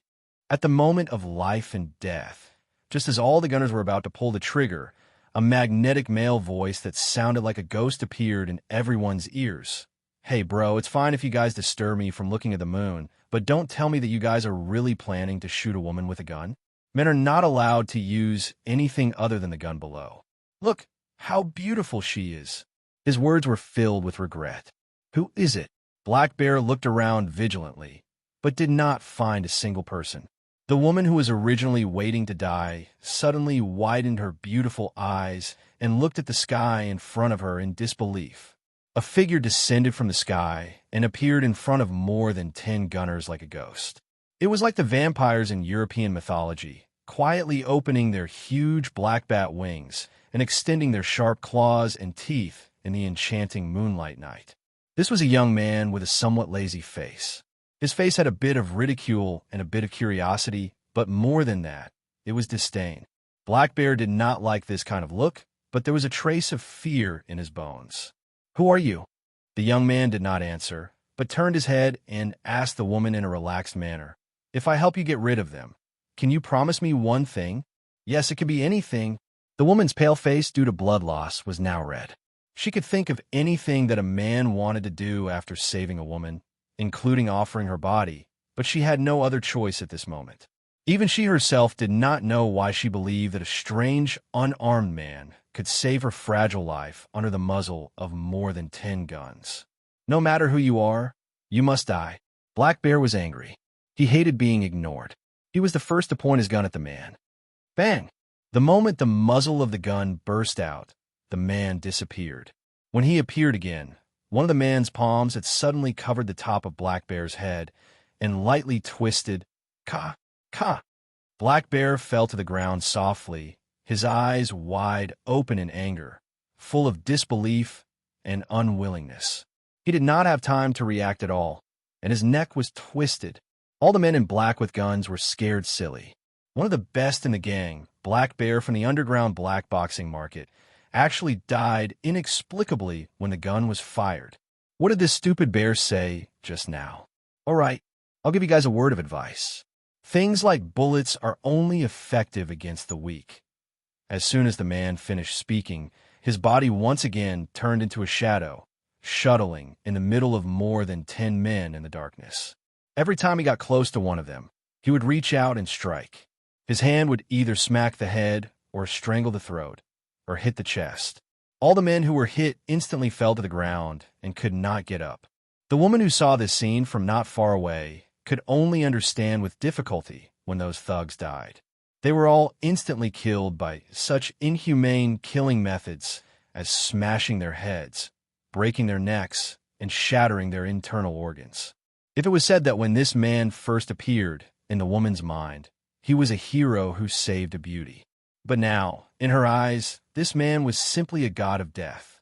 Yes, she was saved by a man who was like a god of death, and she even promised him that she would accept his request. In fact, what the woman was thinking at this moment was that even if she did not promise him in advance, she would not be able to resist him at all. A person could say no to another person, but she could not say no to a god. After ending this battle that had no suspense in a single breath, the young man clapped his hands and slowly walked in front of the woman. Under the moonlight, he revealed a toothy smile, as if he didn't feel the slightest bit uncomfortable from the slaughter just now. I'm called Yang Chun. What's your name, beautiful? Qiang Wei. Qiang Wei was a little absent-minded. Qiang Wei. Good name. Yang Chun laughed and touched the back of his head in embarrassment. That. Miss Qiang Wei, I'll tell you my request. Please, please say. Qiang Wei lowered her head, prepared to be trampled on, but her heart could not help but beat faster. Yang Cheng said seriously, Miss Qiang Wei, I hope you won't tell anyone about what happened today. I don't want to get into trouble with your gang. Please, please? He's asking me to please? Qiang Wei raised her head in shock. At this moment, it was as if everything in the world had frozen. Only the man's awkward smile in front of her, a trace of sincerity, a trace of gentleness. Chapter 20. Some memories, no matter how long it has been, will be hard to forget. It was like the new air Hong. No matter how many years had passed, it would still be fragrant. The first meeting between Qiang Wei and Yang Cheng was bloody and full of drama. After Qiang Wei slowly narrated this memory with a faint feminine voice, it made Yang Cheng a little absent-minded. Half a year ago, the two of them got to know each other because of this accidental rescue and being rescued. Then, in this half a year, they would communicate from time to time, which led to this subtle relationship today. Some distance, some ambiguity, and some excitement. Qiang Wei combed her smooth black hair, sat on the bed holding her knees, and smiled a little intoxicated. Yang Cheng, do you know what I was thinking when you didn't appear? What? I was thinking about the fairy tales my mother told me when I was a child. In the story, when a weak princess was being persecuted by a bad guy or a devil, there would always be a Prince Charming who would appear and save the princess from the abyss of suffering. Then, the end of the story would definitely be the sentence from then on. The prince and the princess would live a happy life. I used to think that it was such a boring and ridiculous sentence. But you made it all come true. Qiang Wei's eyes showed a bit of excitement as she looked at Yang Cheng affectionately. Yang Cheng touched his nose. I didn't expect you to have such a sentimental and childish side. Xiang Wei chuckled. How do I say this? I know, I'm not a princess, and you won't be a Prince Charming. Well, you don't look like a Prince Charming either. You don't even have a horse, and you just fell from the sky without anyone noticing. However, at that time, I felt that all of this wasn't that important anymore. I only thought that if there was such a person by my side in the future, he wouldn't need to guard me all day and make me happy all day. As long as he could support me when I couldn't go on, and when I was sad, he would give me a chest to lean on, so that I wouldn't be so helpless and lonely. That would be enough. Xiang Wei, Yang Cheng reached out his hand and caressed the woman's delicate and moist cheeks. To tell you the truth, I'm not a good man. In the past, I've had sex with at least 800 women, if not 1,000. You also said that what you need is not a strong helper. With your qualifications, perhaps it will be better to find an honest and reliable man who is devoted to you. That's impossible. Xiang Wei's eyes revealed a hint of mischief. Yang Cheng, do you know the relationship between the monkey group and the Monkey King? Monkeys? Monkey King? Yang Cheng asked doubtfully. What do you want to say? The Monkey King of a monkey group is the strongest male in the entire group, and all the female monkeys in the group will become the Monkey King's mating partner. This is the instinct of the monkeys. The female monkeys pursue the strong, so that their offspring will also have stronger genes. So when they see the strongest Monkey King, they can't tolerate other male monkeys in their eyes. Actually, what's the difference in human society? From the ancient emperors to the current powerful men, the reason why they have a large group of wives and concubines can't be ruled out that they are forced, but those women who follow them, who can say that they are absolutely forced. Since there is the best, why would they choose the second best? Yang Cheng didn't know whether to laugh or cry. So you're saying that we become monkeys? I'm just giving an example. I just want to tell you that from the first time we met, there will be no one else in my eyes in this life. Maybe you won't be the strongest in the world, but in my heart, you are the strongest. Xiang Wei's gaze gradually became firm, and she looked straight at Yang Cheng. I love you, Yang Cheng. After staying silent for more than half a minute, the smile on Yang Cheng's face gradually became wider, and he said with some relief and some playfulness, You're really a stupid woman. Xiang Wei's beautiful face that was incomparably perturbed just now revealed a joyful expression. She shook her head and said, So what if I'm a stupid woman? I don't regret it. Do you know what I originally wanted to do today? Yang Cheng's gaze looked up and down, as if he wanted to peep into the scenery under Xiang Wei's nightgown.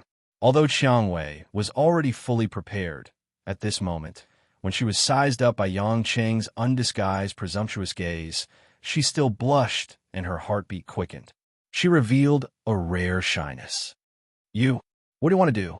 Yang Cheng slowly moved closer to Xiang Wei's beautiful little earring and used his teeth to gently bite the tender pink flesh.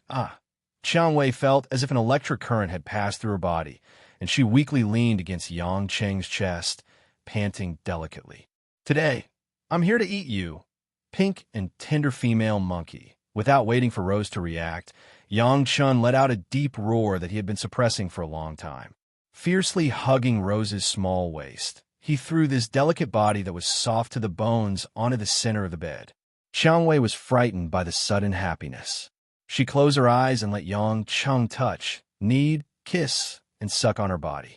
Her two small hands tightly grasped the towel blanket on the bed. The soft silk nightgown was pulled away from the body by the slightly rough big hands. Her snow-white skin was exposed to the air, exuding a scorching charm. As if he didn't want to let go of every inch of her skin, Yang Cheng's fiery kisses started from the small and exquisite navel, along the smooth abdomen, and all the way up. Without hesitation, he pushed open the black muslin bra that seemed to be nothing, and kept sucking and biting the two lumps of pink flesh that were above D-cup in his mouth. Perhaps it was because he hadn't enjoyed such a mature and charming female body in a sober state for a long time. Yang Cheng felt that his blood was already boiling uncontrollably. So fragrant. Xiang Wei, who usually took the initiative, was shy and bashful like a young girl who just had her first awakening of love. When she heard such explicit praise, Her cheeks became even redder, and she couldn't make any response. Finally, when Yang Cheng's lips kissed Xiang Wei's cherry lips, two wet tongues began to entangle. Xiang Wei's sweet juice made it difficult for Yang Cheng to give up. He kissed Xiang Wei until it was hard for her to breathe, and then he unwillingly kissed somewhere else. Xiang Wei was already completely lost in the fiery entanglement for the first time. Her body was soft like it was made of water, and every part of her body had become a sensitive nerve ending. A slight touch would make the swamp that was flooded with lewd water flow even more like a stream. When Yang Cheng released all the restraints on their bodies and reached for Qiang Wei's mysterious garden with one hand, the overflowing flower made Yang Cheng's hormone secretion accelerate again. "Oh, Qiang Wei, babe, so you're so sensitive? The water down there can even be a bath." Qiang Wei couldn't help but turn her head away in embarrassment. She had never encountered such a situation before and couldn't say anything at this moment. She could only vaguely express her protest. Yang Cheng, who couldn't bear it any longer, said no more. He took out his ferocious dragon horn and fiercely pierced it into Qiang Wei's delicate flower bud. Qiang Wei felt as if half of her body was being torn apart. That moment of pain was accompanied by happiness after suffering, and it made her shed 2 streams of tears.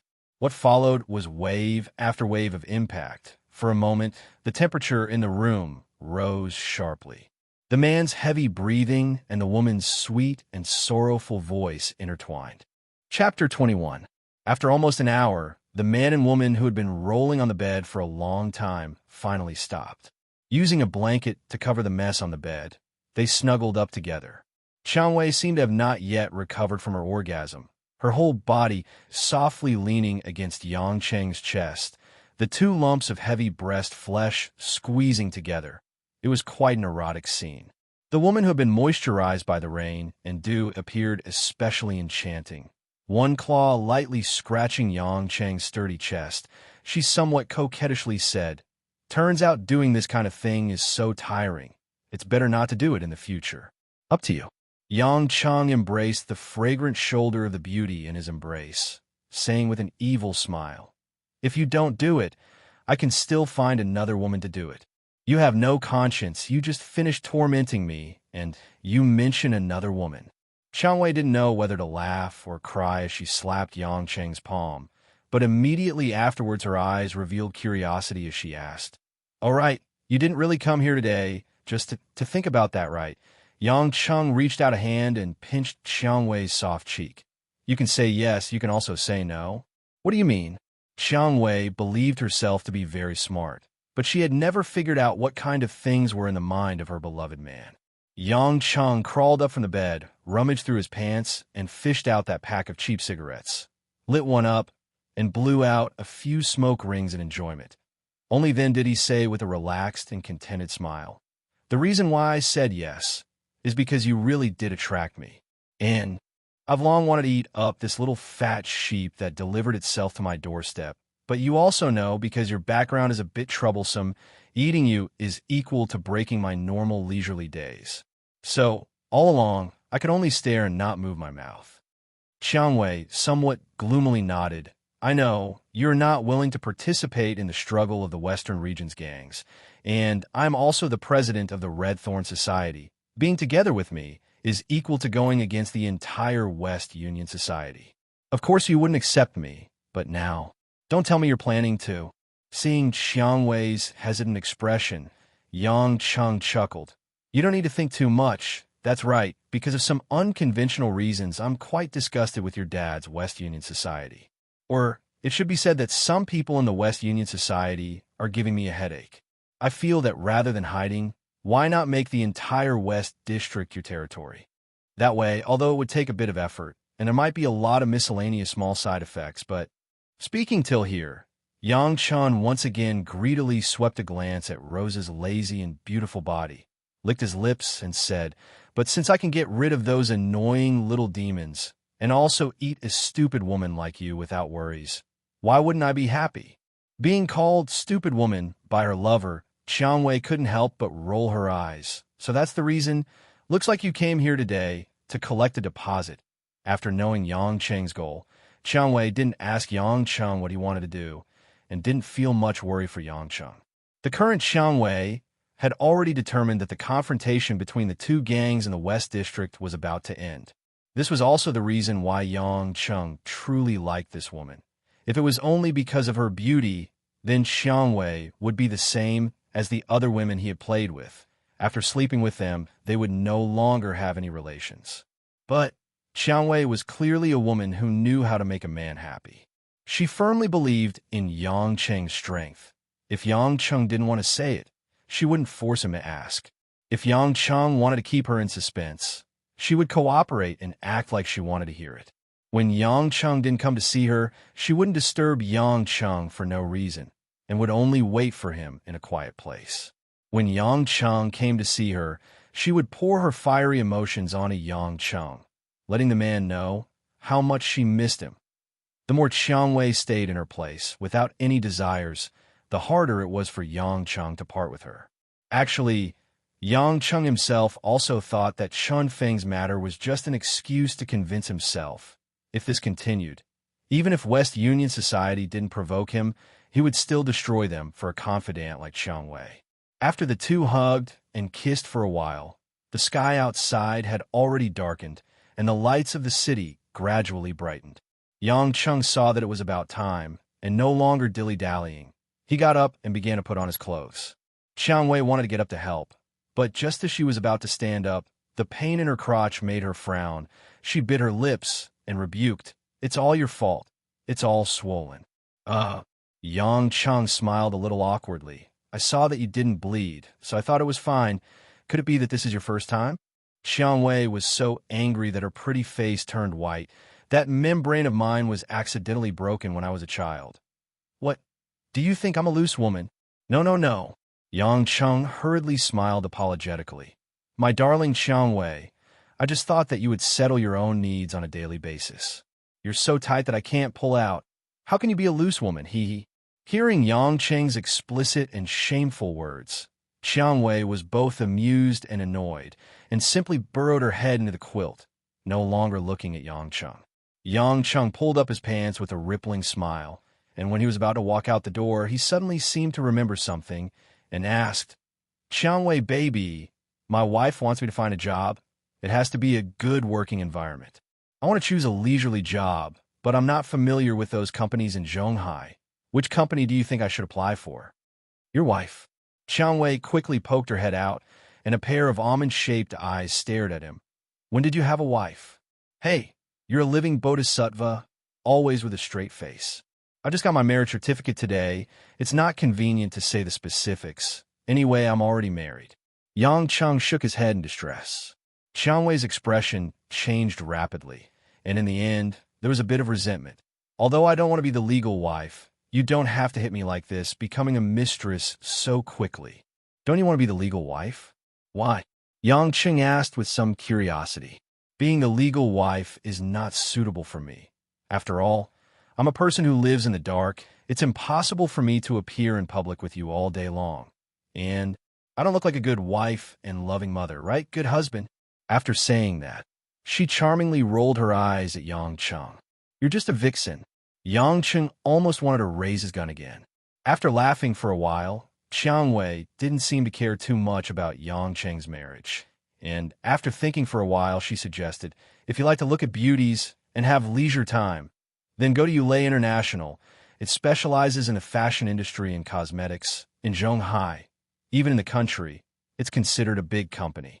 I saw on the news that Yulei International's PR department is hiring, and it's not limited to men and women. I heard that a lot of men are rushing to apply." "PR department? Men apply?" Yang Cheng suddenly understood, and then asked, "Then it seems that Yulei International has a lot of beauties?" "Yes, the pay is good, the benefits are good. More importantly, Yulei International is the company with the most beauties in the whole of Zhonghai. After all, it does fashion and cosmetics. I think this is also what hubby wants." Qiang Wei revealed an expression that said, "I still don't understand you." Yang Cheng didn't feel embarrassed and nodded with satisfaction. "Good suggestion, good suggestion. The salary is not important. The surrounding environment is important." I'll go back and do some research. Tomorrow I'll apply. After waiting for a long time after Yang Cheng walked out of the room, Xiangwei, who was lying on the bed, looked at the closed door and let out a soft sigh. But what Xiangwei didn't know was that not long after Yang Cheng walked out, he also patted his chest and lightly said, as if relieved, "That was close. Having a mistress is really scary." Chapter 22.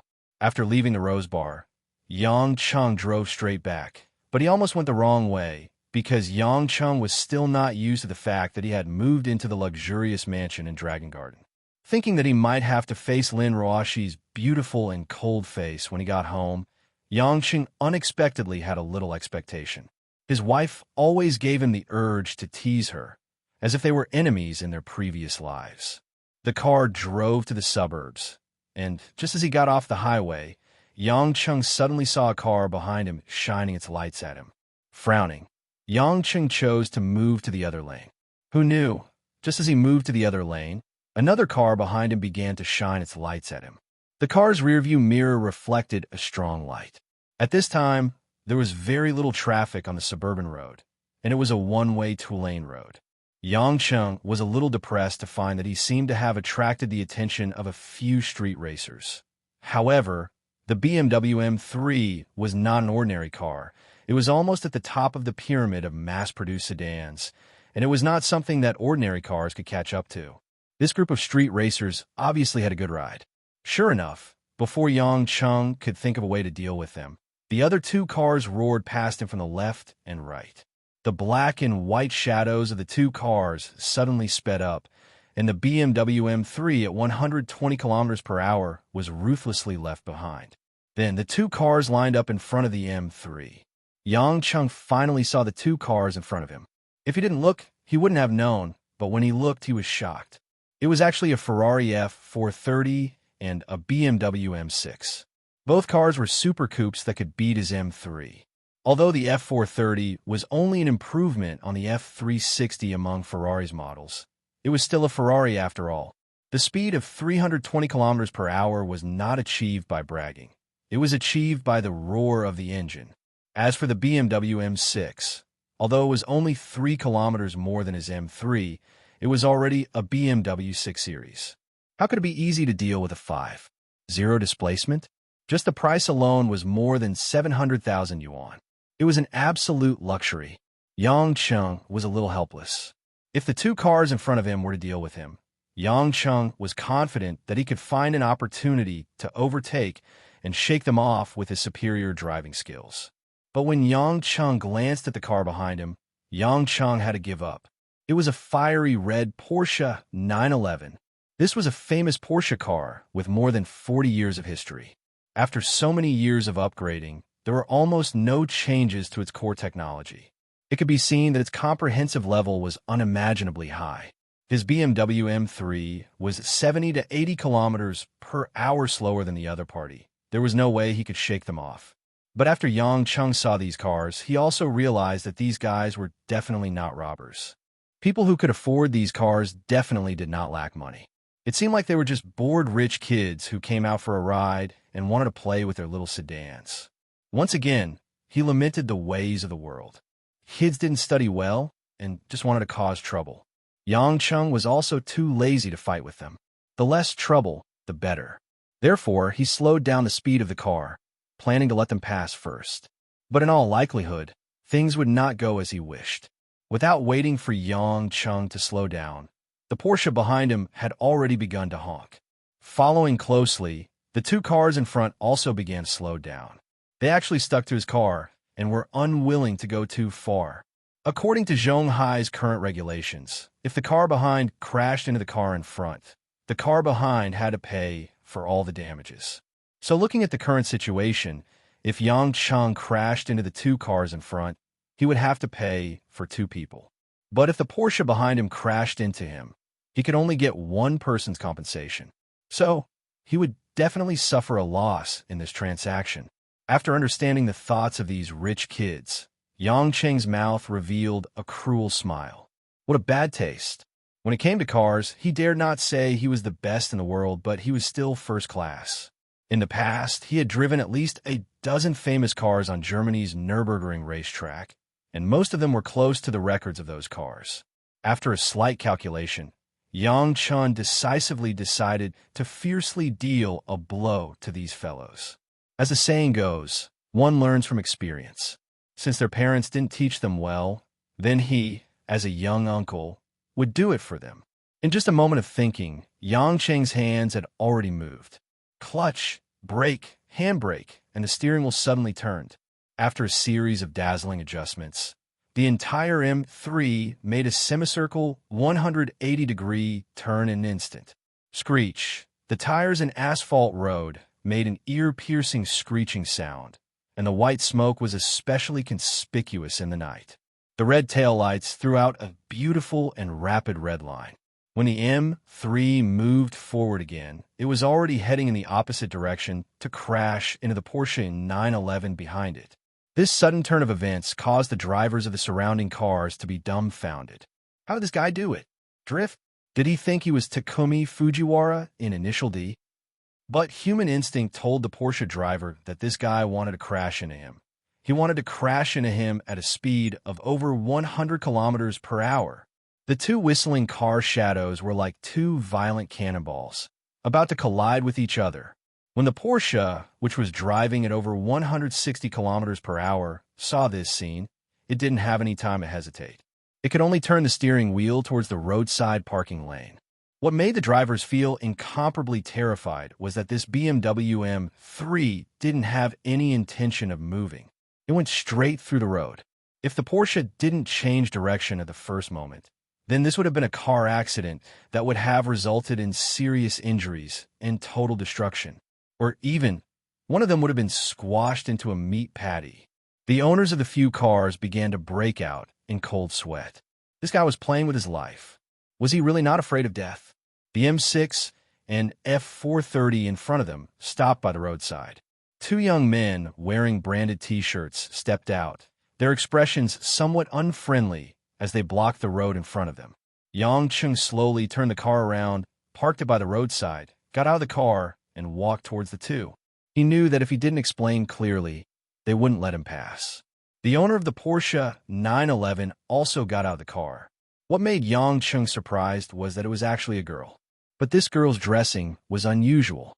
She wore a pink mushroom wig, a white T-shirt with cartoon characters, and a pair of ripped short jeans. What was even worse was that the girl's earrings were two skulls, and her bracelet and necklace were silver crosses. On the other hand, her face was moist and delicate, especially her eyes, which already revealed a bit of youthful charm.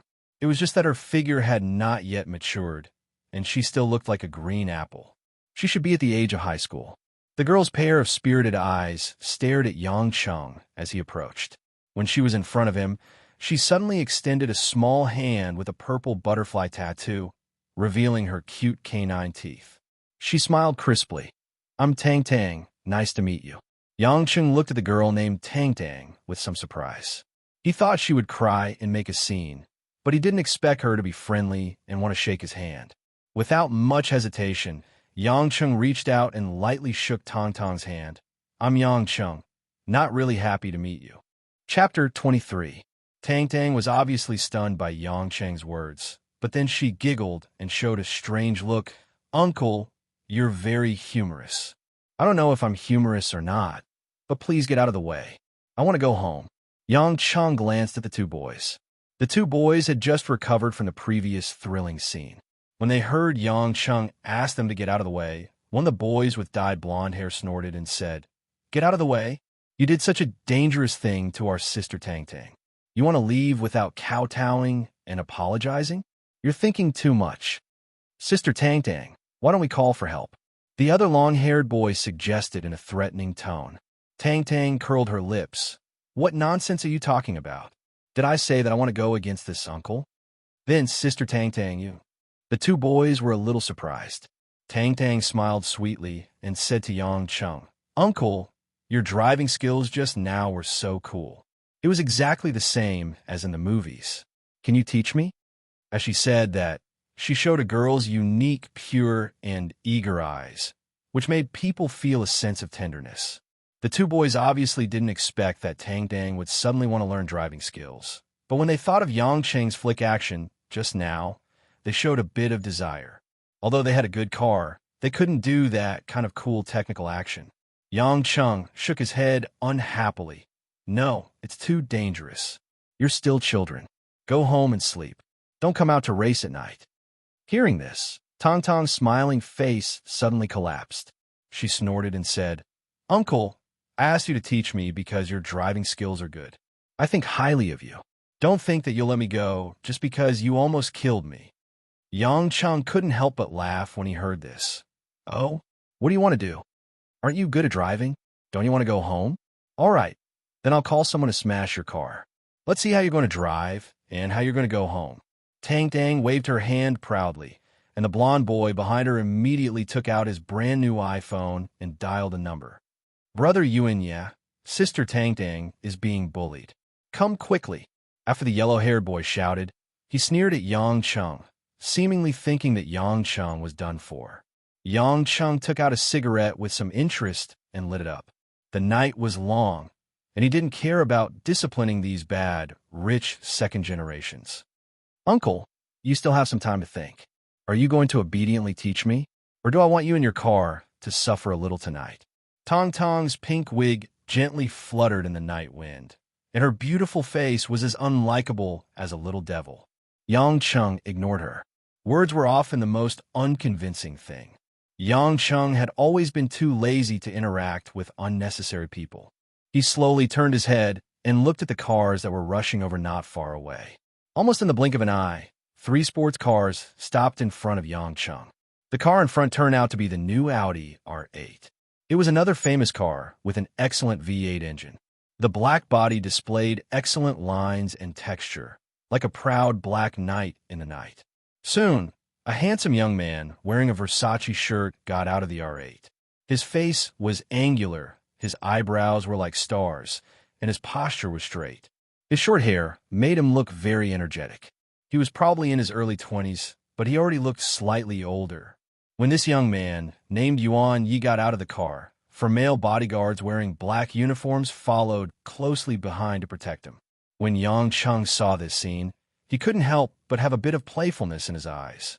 These days, people who could ride in famous cars didn't necessarily have wealth and could pay in installments. However, people who could hire bodyguards were few and far between in the whole of Zhonghai. They must be very rich or important people with unparalleled power. Yuan Yi only took a glance at Yang Cheng and immediately looked away, as if looking at him for another second was a waste. Tang Tang, what happened? Yuan Yi revealed a warm smile and asked amiably to Tang Tang. Tang Tang curled her lips impatiently, as if she didn't have a good attitude towards this Yuan Yi. She signaled for the 2 lackeys behind her to speak. The 2 lackeys might be considered rich young masters, but in front of this young man, named Yuan Yi, they were extremely flattering. They called out Big Brother Yuan Yi while describing the thrilling scene just now. When Yuan Yi heard that Tang Tang was almost killed by Yang Cheng's car, his eyebrows deeply furrowed. The gaze that looked at Yang Cheng from the beginning was disdain and gradually turned into cold anger. Tang Tang, don't worry, I'll take care of this. Yuan Yi was still very gentle as he spoke to Tang Tang, but he made a do-it gesture to the 4 men in black that came with him. The 4 bodyguards nodded in unison, then stepped forward at the same time, and an oppressive aura was instantly raised. However, Yang Cheng smiled. It seemed that these bodyguards had received military training. Only soldiers would have such an aura, but this little bit of aura was basically useless. The 4 bodyguards originally planned to casually show off their skills to satisfy their master's request. But who knew, before they could even get within 3 steps of Yang Cheng, they suddenly felt a powerful aura like a raging tsunami rushing towards them. As soldiers, their backs immediately broke out in cold sweat. Their sharp senses that had not completely degenerated told them that the man in front of them was extremely dangerous. The degree of danger they had never seen before. It was like a small cyclone had directly collided with the cold waves of the entire sea. The feeling of powerlessness emanated from the bottom of the 4 people's hearts. Yuan Yi, who saw the four bodyguard behind them, was very unhappy. What's wrong? Is it so troublesome to take care of a person? Or do you want me to do it myself? The four bodyguards looked at each other and smiled bitterly. Since they were paid to do so, even if they knew they were going to die, they still had to do it. Almost at the same time, the four of them rushed towards Yang Cheng, and violent punches and kicks were aimed at Yang Cheng's left, right, and lower body. Yang Cheng exhaled the last breath of smoke and threw the cigarette, but with sparks into the air. His feet lightly touched the ground, and his body gracefully somersaulted forward. The moment he landed, his body was already behind the four bodyguards, and the four people happened to pass by him. Immediately after, Yang Cheng's hands pulled back, and the back collar of the two bodyguards' clothes was caught. The two bodyguards' bodies suddenly stopped, and they felt an irresistible force grabbing their bodies to the back. Involuntarily, the two bodyguards flew out. Just like a special effect in a movie, Yang Chen's body once again borrowed the force of throwing the second bodyguard to fall backwards onto the ground. At the same time, his two arms bent, and two elbows directly smashed into the waist of the remaining two bodyguards. After a lightning-fast combo, the four bodyguards who had just rushed up were knocked to the ground. They wailed in pain, and it was difficult for them to get up. The cigarette, but that was thrown into the air by Yang Cheng, fell to the asphalt road at this moment, and a few sparks flew. Chapter 24. Yuanya, who had just vowed to stand up for Tang Tang, was scared silly by the sudden turn of events. He was stunned speechless. The two boys who had seen Yang Cheng's driving skills were stunned. They hid behind Yuanya in fear, not daring to look at Yang Cheng again. Only Tang Tang had a strange look in her eyes. It was as if she had seen something extremely exciting. The way she looked at Yang Cheng changed rapidly. Yang Cheng clapped his hands. He shook his head in dissatisfaction. He smiled at Yuanya. "Young master, do you still want to stand up for this little girl?" Yang Cheng thought that Yuanya would choose to retreat when he saw that he was absolutely overwhelming. But Yuanya's performance was unexpected. After a slight waver, Yuanya continued to stand in front of Tang Tang. His tone was no longer domineering. He said seriously, "I admit that you're very skilled, but don't think that we will be afraid of you. I will definitely protect Tang Tang." Tang Tang obviously didn't expect Yuanya to protect her. Her eyes were touched, but she didn't say any words of gratitude. Yang Chun had a weird smile on his face as he said, "I didn't expect you to be a devoted seed. Not bad, just like your uncle." Yang Chun, who just got a mistress, laughed out loud, turned around, and walked back to his M3. "You're leaving just like that?" Yuanya was stunned. He realized that Yang Chun let him go. Yang Chun sat back in the driver's seat. He winked at Yuanya. "You're Yuanya, right? You might think that I'm pretending to be pretentious. Some of my words might be cliché, but seeing that you're not a bad person, I'll tell you not to be too full of yourself. There's always someone better out there. It's not something that can be made up. I'm just trying to persuade you. I don't mean anything else. But now, you won't stop me from going home." The two boys who were blocking the road had already hidden to the side. No one dared to block his way. Yang Cheng started the car and quickly left the scene. Yuan Yi, Tang Tang, and the rest only came back to their senses when they saw the BMW gradually disappear into the distance. They felt a little baffled. What a weirdo. Yuan Yi was a little scared. His handsome face showed both unwillingness and admiration. On the other hand, Tang Tang's face was filled with a sense of novelty. Her pair of beautiful eyes were filled with playfulness, but no one could guess what kind of wicked ideas were rolling around in her mind. Returning to the villa in Dragon Garden, as soon as he entered the door, he saw Mother Wang coming to greet him. She said with a gentle smile, "Young master, you're back. Have you eaten? If not, I've heated the dishes." Yang Cheng rubbed his stomach. In the afternoon, he had been doing piston exercises with Xiang Wei. Just now, he was racing and beating people up, so he really forgot to eat. He immediately smiled and asked Mother Wang to start the meal. Sitting at the Western dining table and gulping down 2 bowls of rice, Yang Cheng burped in satisfaction. He said to the satisfied Mother Wang, "The taste of having someone at home to cook is really different, especially when it's someone like Mother Wang who cooks delicious food." Mother Wang said with a smile as she cleared the table, "It's good that young master likes it. Compared to young master's cooking, I can only cook and look after the house. What do you mean? Yang Cheng was a little confused. After hesitating for a moment, Mother Wang's face showed some bitterness. Young master. Master came today. If it wasn't for young master, our miss would have been very angry. Yang Cheng suddenly realized that she was talking about Lin Kuan and Lin Ruoshi during the day. He didn't know whether to laugh or cry.